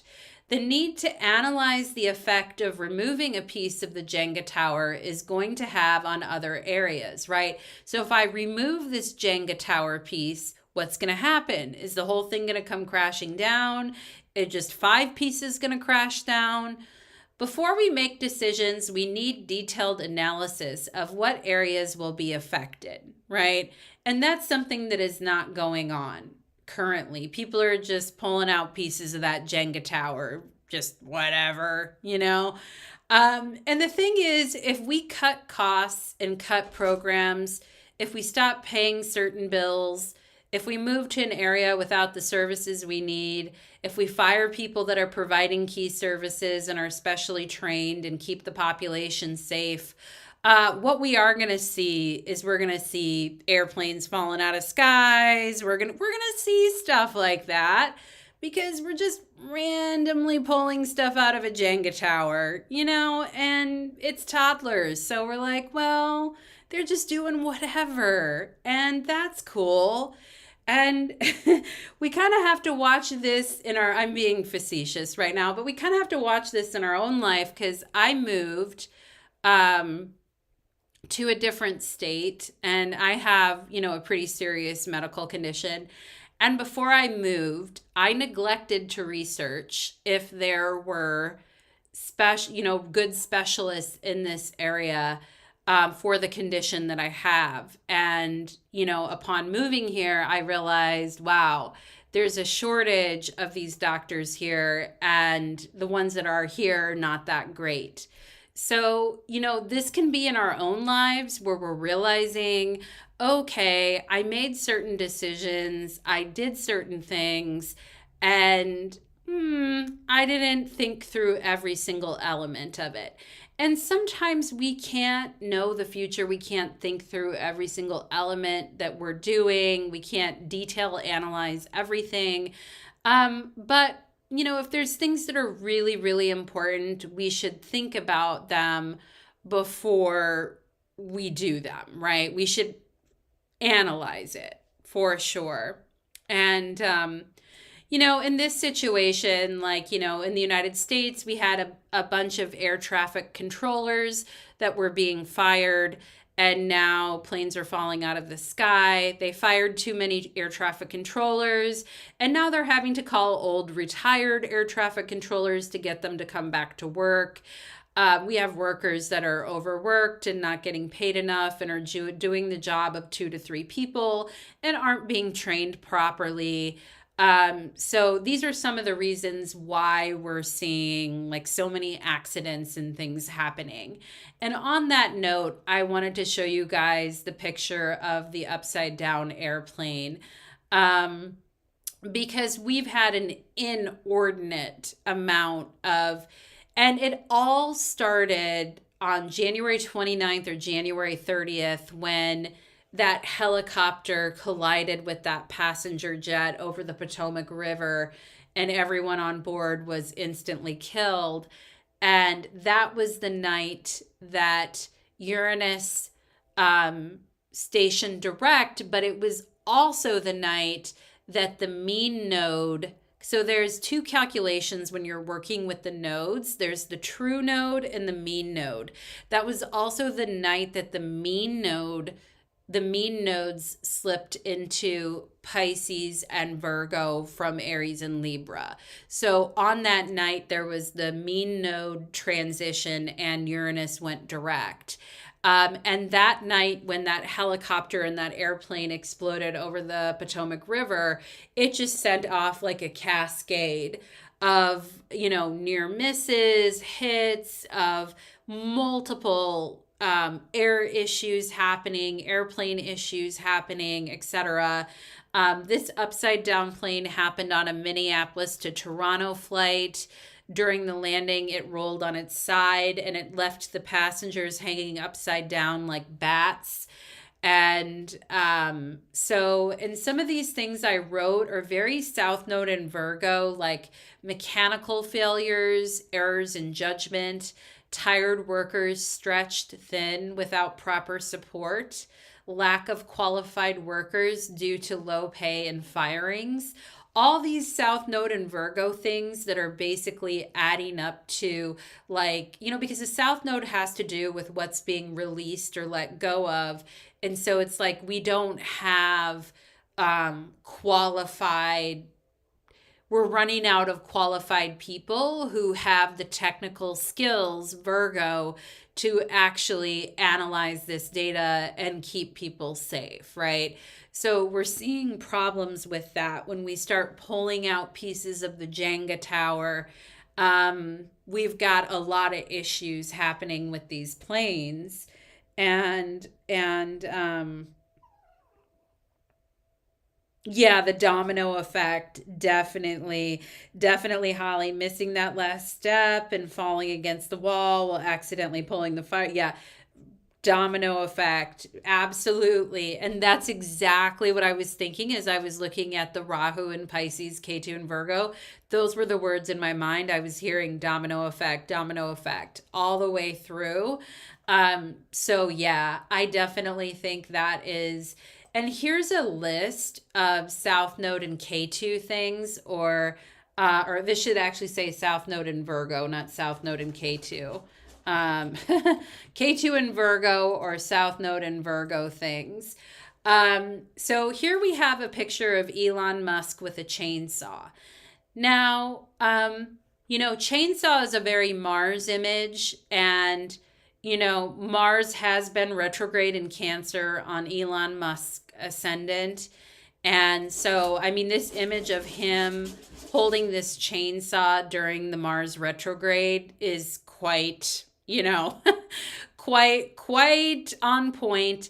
But I also think there's some South Node and Virgo things there going on, because As I showed you guys earlier, K2, it's kind of cut off there, but K2 does carry a sword and a shield, and K2, it can be quite fierce and militant with its rejection of things.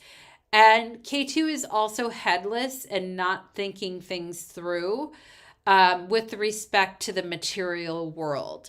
There's a real look ma, no hands type of a vibe that Elon Musk is bringing to things that require skill, time, and careful analysis. Okay. This picture is giving, look, ma, no hands. Isn't this fun? Okay. And it's giving, baby eating electrical cord, toddler pushing button, toddler pulling Jenga pieces. It's giving that energy, and it is very fierce with its rejections. And as I said, K2 does carry a sword, and it can be very militant and fierce as well.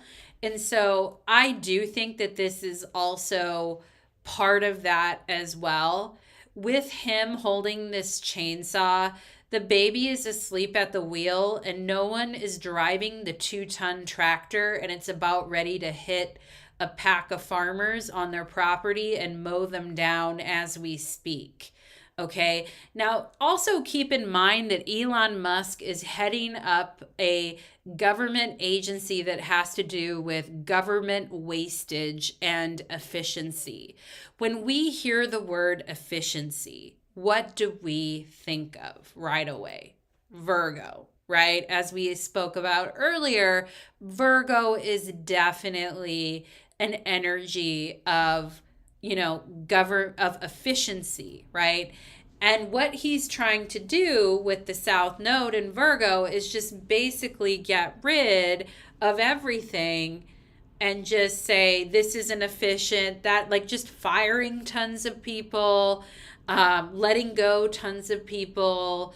They're to the point where they got rid of everything, to the point where they've gotten rid of too much and are having to find people's numbers and call them back because only certain people have clearance to handle sensitive issues, materials, and data, but they fired everyone without thinking, right? That's the South Node. It's headless. It doesn't have common sense. It's just eliminating, things that are not efficient, quote unquote efficient, and just whatever, So there's a lot of that whatever energy going on.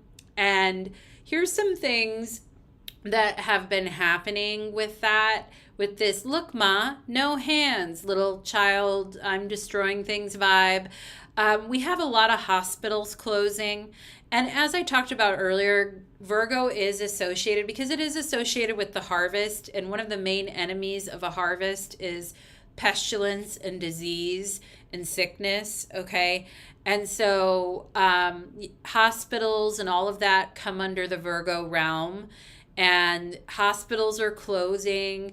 We've nominated a guy who doesn't believe in vaccines as Health and Human Services Secretary, RFK Jr. We have airplanes malfunctioning and falling out of the sky. We have diseases and flus on the rise. I got sick with a nasty, nasty flu. I'm just getting over it 2 weeks later. We have a doped up guy on ketamine destroying the government. K2 can definitely be drugs, just like Rahu too. We've got someone who's not thinking clearly, who's on a lot of ketamine, who's just kind of without a head, headless, kind of destroying things. With the sign of Virgo, I talked about the harvest and how farmers are very implicated for the sign of Virgo already. We have farmers going under. The entire state of Nebraska is declaring bankruptcy. It's a huge farming state. We have a huge emphasis on government efficiency, and we have just a total release of thousands and thousands of employees in the name of efficiency. And we also, Virgo is the sign of service, We have people who've dedicated their lives to government service for years and years, just getting the axe. We're going to have a brain drain of qualified people, South Node in Virgo, a brain drain of qualified people leaving government service and not coming back. Virgo rules things like bowels, efficiency, waste, disposal of waste, harvests that are healthy or cause everyone to die of pestilence, workers, and service. So all of that is coming under the domain of Virgo. And we got a guy with a chainsaw who is just like, look, Ma, no hands. So we really have that toddler energy going on for us right now with a baby smashing buttons and things like that. And we're really feeling that no head aspect of Ketu, that headless aspect where it is destroying things and it doesn't really make sense, like why it's destroying it. So we're all living through that right now, and it's been quite a time. Quite a time. So now I'm going to transition to what is my favorite parts of this actual presentation.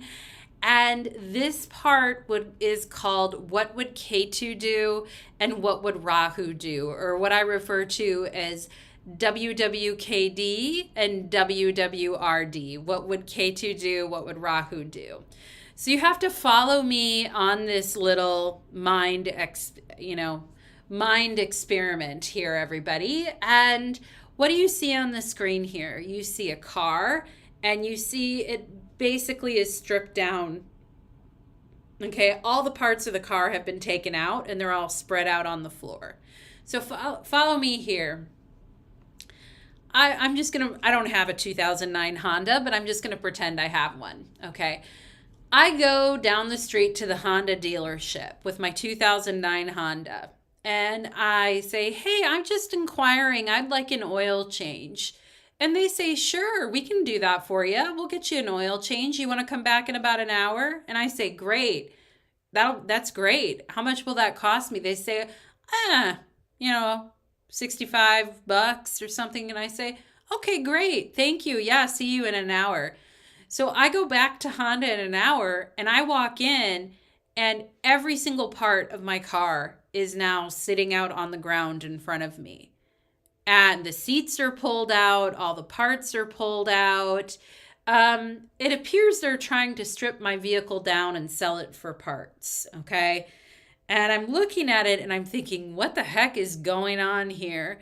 And I get mad and I say, I just came here for an oil change. What are you trying to do here? And they're like, no, you didn't. You told us to take all the parts out and sell them. And I say, no, I didn't tell you that. They say, no, you did. And I tell them, well, put it back together. I don't want that. And they say, oh, we don't know how to do that. We can't do that. We're out of here. Bye. And they just walk out the door and leave. Okay. And I'm standing there with my car and all of its parts are sitting there. And I'm like, what am I going to do? This is crazy. Okay. I'm standing there by myself. And what do I know? Ketu comes walking along. All right.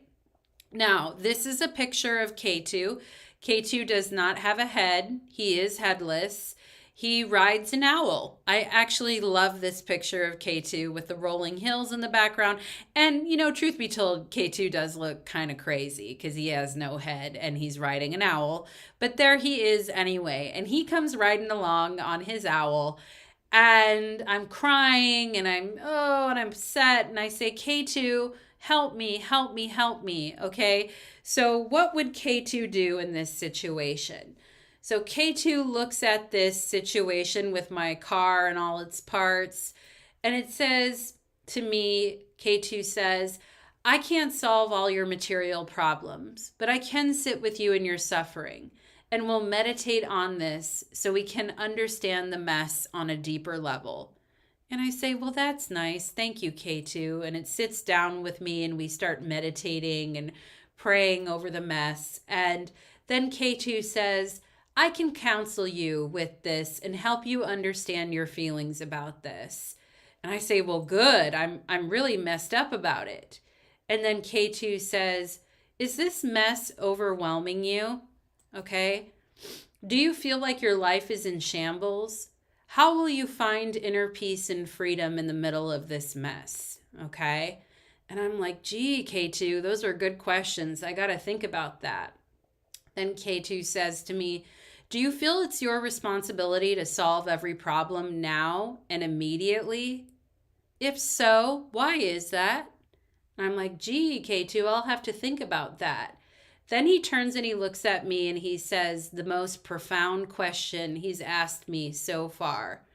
Why are you working on these outer puzzles before you understand what is not working within you? Isn't that profound? He says, why are you working on this outer puzzle before you are really working on understanding the inner puzzle within you? K2 asked me that. And then some other workers start trickling in, and K2 says, can we help wash the feet or get a cold towel for those who are working? Can we bring them some help or comfort or words of encouragement for the work they're doing? So that's what K2 would do in that situation. Now, K2 is not helping me. He's not rolling up his sleeves and saying, well, let's start putting this car together, young lady. He's not doing any of that. He's asking me deeply reflective questions that hit me on a deep internal level that caused me to question myself and everything about my life.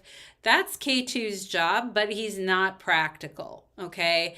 And I love this slide because it talks about the negative side of K2. Now, K2 at first is saying, I can't solve all your material problems, but I can sit with you in your suffering. And we'll meditate on this so we can understand the mess on a deeper level. So K2 sits next to me and we start meditating. Okay. And our meditation is insane. We go on for hours and hours and days and weeks, and we're sitting there for so long. Our butts wear into the floor and we start sinking down into the floor and we start to sink through the earth. And at the same time, I'm getting messages from my landlord that my apartment is being condemned and being rented to someone else, and that, I don't have children, but that my children are being, taken by the state. Like my whole life is like falling apart, but at least I'm meditating, right? So that's that's a negative aspect of K2, right? K2, the negative side of K2 is that he ignores all material consequences.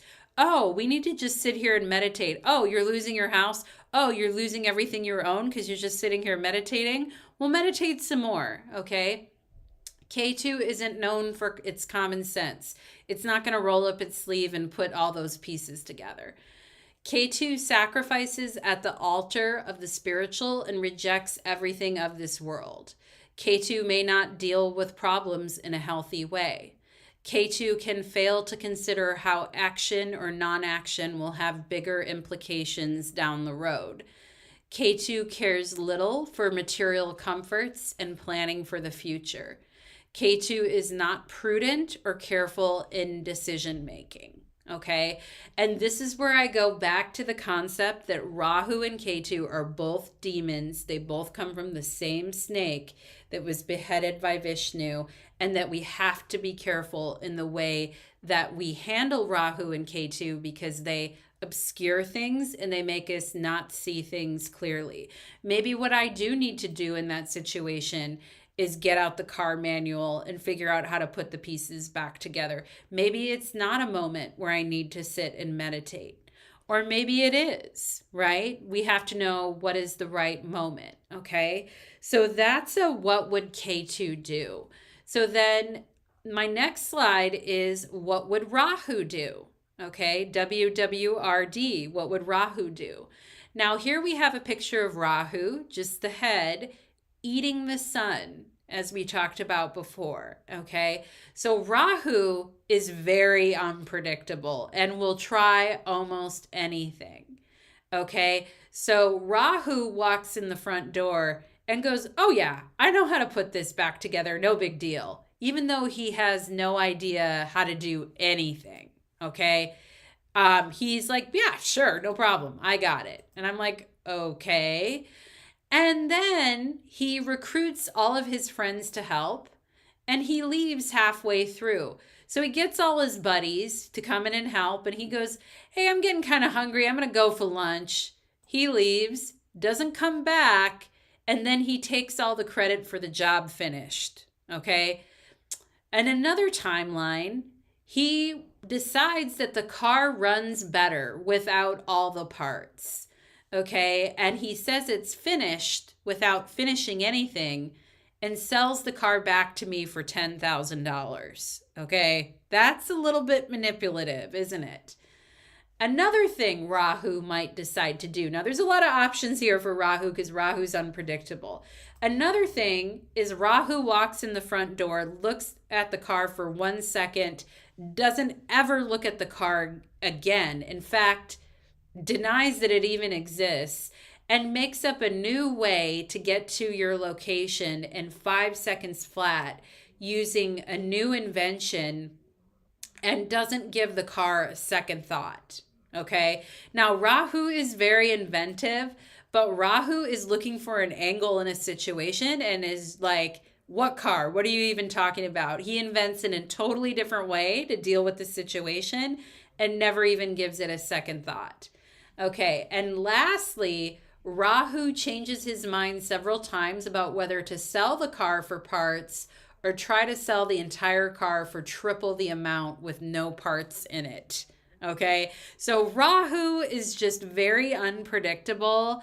And yeah, and I wrote here, Rahu is trying to get the angle to put him in an advantageous position. He is ambitious. And if he can pull off selling the car for triple the amount without any parts in it, he'll be successful.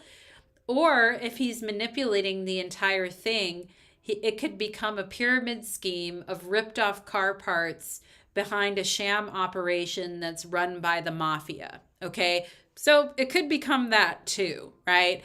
So Rahu is very inventive and ambitious. And he is going to act like he knows exactly what to do, even if he has no idea what to do.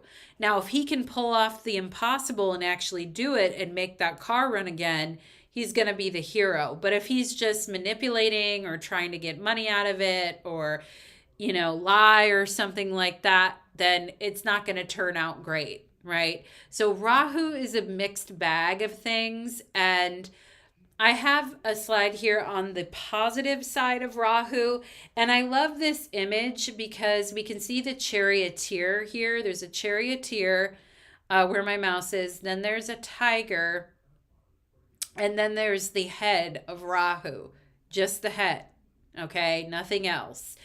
And it says here, Rahu is brave and rides a tiger. Rahu is associated with goddess Durga, which represents strength. Rahu gives us the power to tackle the impossible, to walk into that scene and go, okay, I know what to do, even if he doesn't have any idea what to do. Now, can he figure it out? That's another thing. All right. Is he going to pawn it off to his friends and then take credit for it? I don't know. Maybe. Okay. Rahu's unpredictable. All right. Rahu gives us the power to tackle the impossible. But in doing that, Rahu must be able to keep ethics and core intact, because if that can't happen, it kind of ruins everything. In Pisces with Rahu, we want to ask for help others, show compassion, peaceful protest, loving correction to those who have strayed the path. Rahu is not easily intimidated and doesn't back down and may pull off a miracle that no one expected. Okay? May is a big word there, because he may fake it if he can't, or he may trick you out of something if he can't and act like he can. So, like I said, he's tricky. He's a demon. Okay? And the thing is that we have to handle both Rahu and Ketu carefully, as they are demons and they are elusive. And I think you can see that with both Rahu and Ketu. And in the slides I've presented here. And that's why when I think that there are people that are favoring one over the other, we always have to keep in mind there's a positive side to each and a negative side to each. At the end of the day, both of them are demons, both of them are elusive and have to be handled carefully. Okay. And here, and what does the transits on mean? And Holly says Rahu is that 15-year-old boy who thinks that a tube of JB Weld would be sufficient. Yes, Holly, that is true with Rahu. Yes. And when you say, guess who, what does the transits on mean? I guess, does it say transits on somewhere? Did I miss that? Sorry, guess who? I'm not sure exactly what statement you're referring to with the transits on there. I'll answer your question if I understand a little more. And so I want to talk a little bit as I close out the presentation. I want to talk a little bit about Rahu in Pisces. And back to Rahu in Pisces. And this is an album cover from a band that I like called Empathy Test. And this album is called Losing Touch. And it says Rahu in Pisces, our relationship with empathy is changing. And some things I've heard in the news recently, through Elon Musk or other people or whatever, but just in the news that I've heard is people talking about empathy, saying empathy is a sign of weakness, empathy hinders leadership and ambition, empathy is not an asset. A lot of people don't have the ability to feel their emotions anymore. These are some of the things that I've heard, okay? But here's some other things. A lot of people don't care what happens to anyone else as long as they're okay, all right? But a lot of people do care about others, but are operating in a silo where they can only interpret direct impact on themselves out of fear of melting down while witnessing others' pain or suffering. I think that's a big one. And a lot of people are too overwhelmed to consider worst case scenario for a person they love, and therefore they ignore their cries. And I think that that is a big one. That's a very big one too. And a lot of this like blown out stuff with empathy is Rahu and Pisces. I think Jane Fonda recently gave a speech at one of the award shows on empathy saying, empathy is strength. Empathy is, she basically was kind of countering some of these messages. But there's a lot of talk with Rahu and Pisces about empathy and what is good or what is bad or what is currently happening with regards to empathy. And so I think that that is something to continue to watch with Rahu in Pisces. And this is my last slide. And I leave us with a question. Are there answers to any of these questions? First of all, did I even ask a question? Not really. But my answer to that is a photo from the movie Dazed and Confused, where Matthew McConaughey says, "You just got to keep on living, man. Livin, living." Okay. And that's where I feel like at the end of the day, this is where we are. And at the end of the day, Rahu and Ketu leave us with more questions than answers. And more importantly, there's no good note, quote unquote, to end on, as Rahu and Ketu represent a swirling mass of snake-like energy that is immortal and swirls in our consciousness forever. We cannot touch it or taste it. We wonder if it's really there. We get it confused and mistake it for other influences and other planets. But make no mistake about it, Rahu and Ketu are there waiting like a coiled serpent in the dark for the sun and moon to dance near them. And when they do, Rahu and Ketu will be there to teach their lesson. With Ketu, we have to be careful not to lose our heads. With Rahu, we have to be careful of never being satisfied and eating until we explode. These are both extremes to watch out for and be aware of.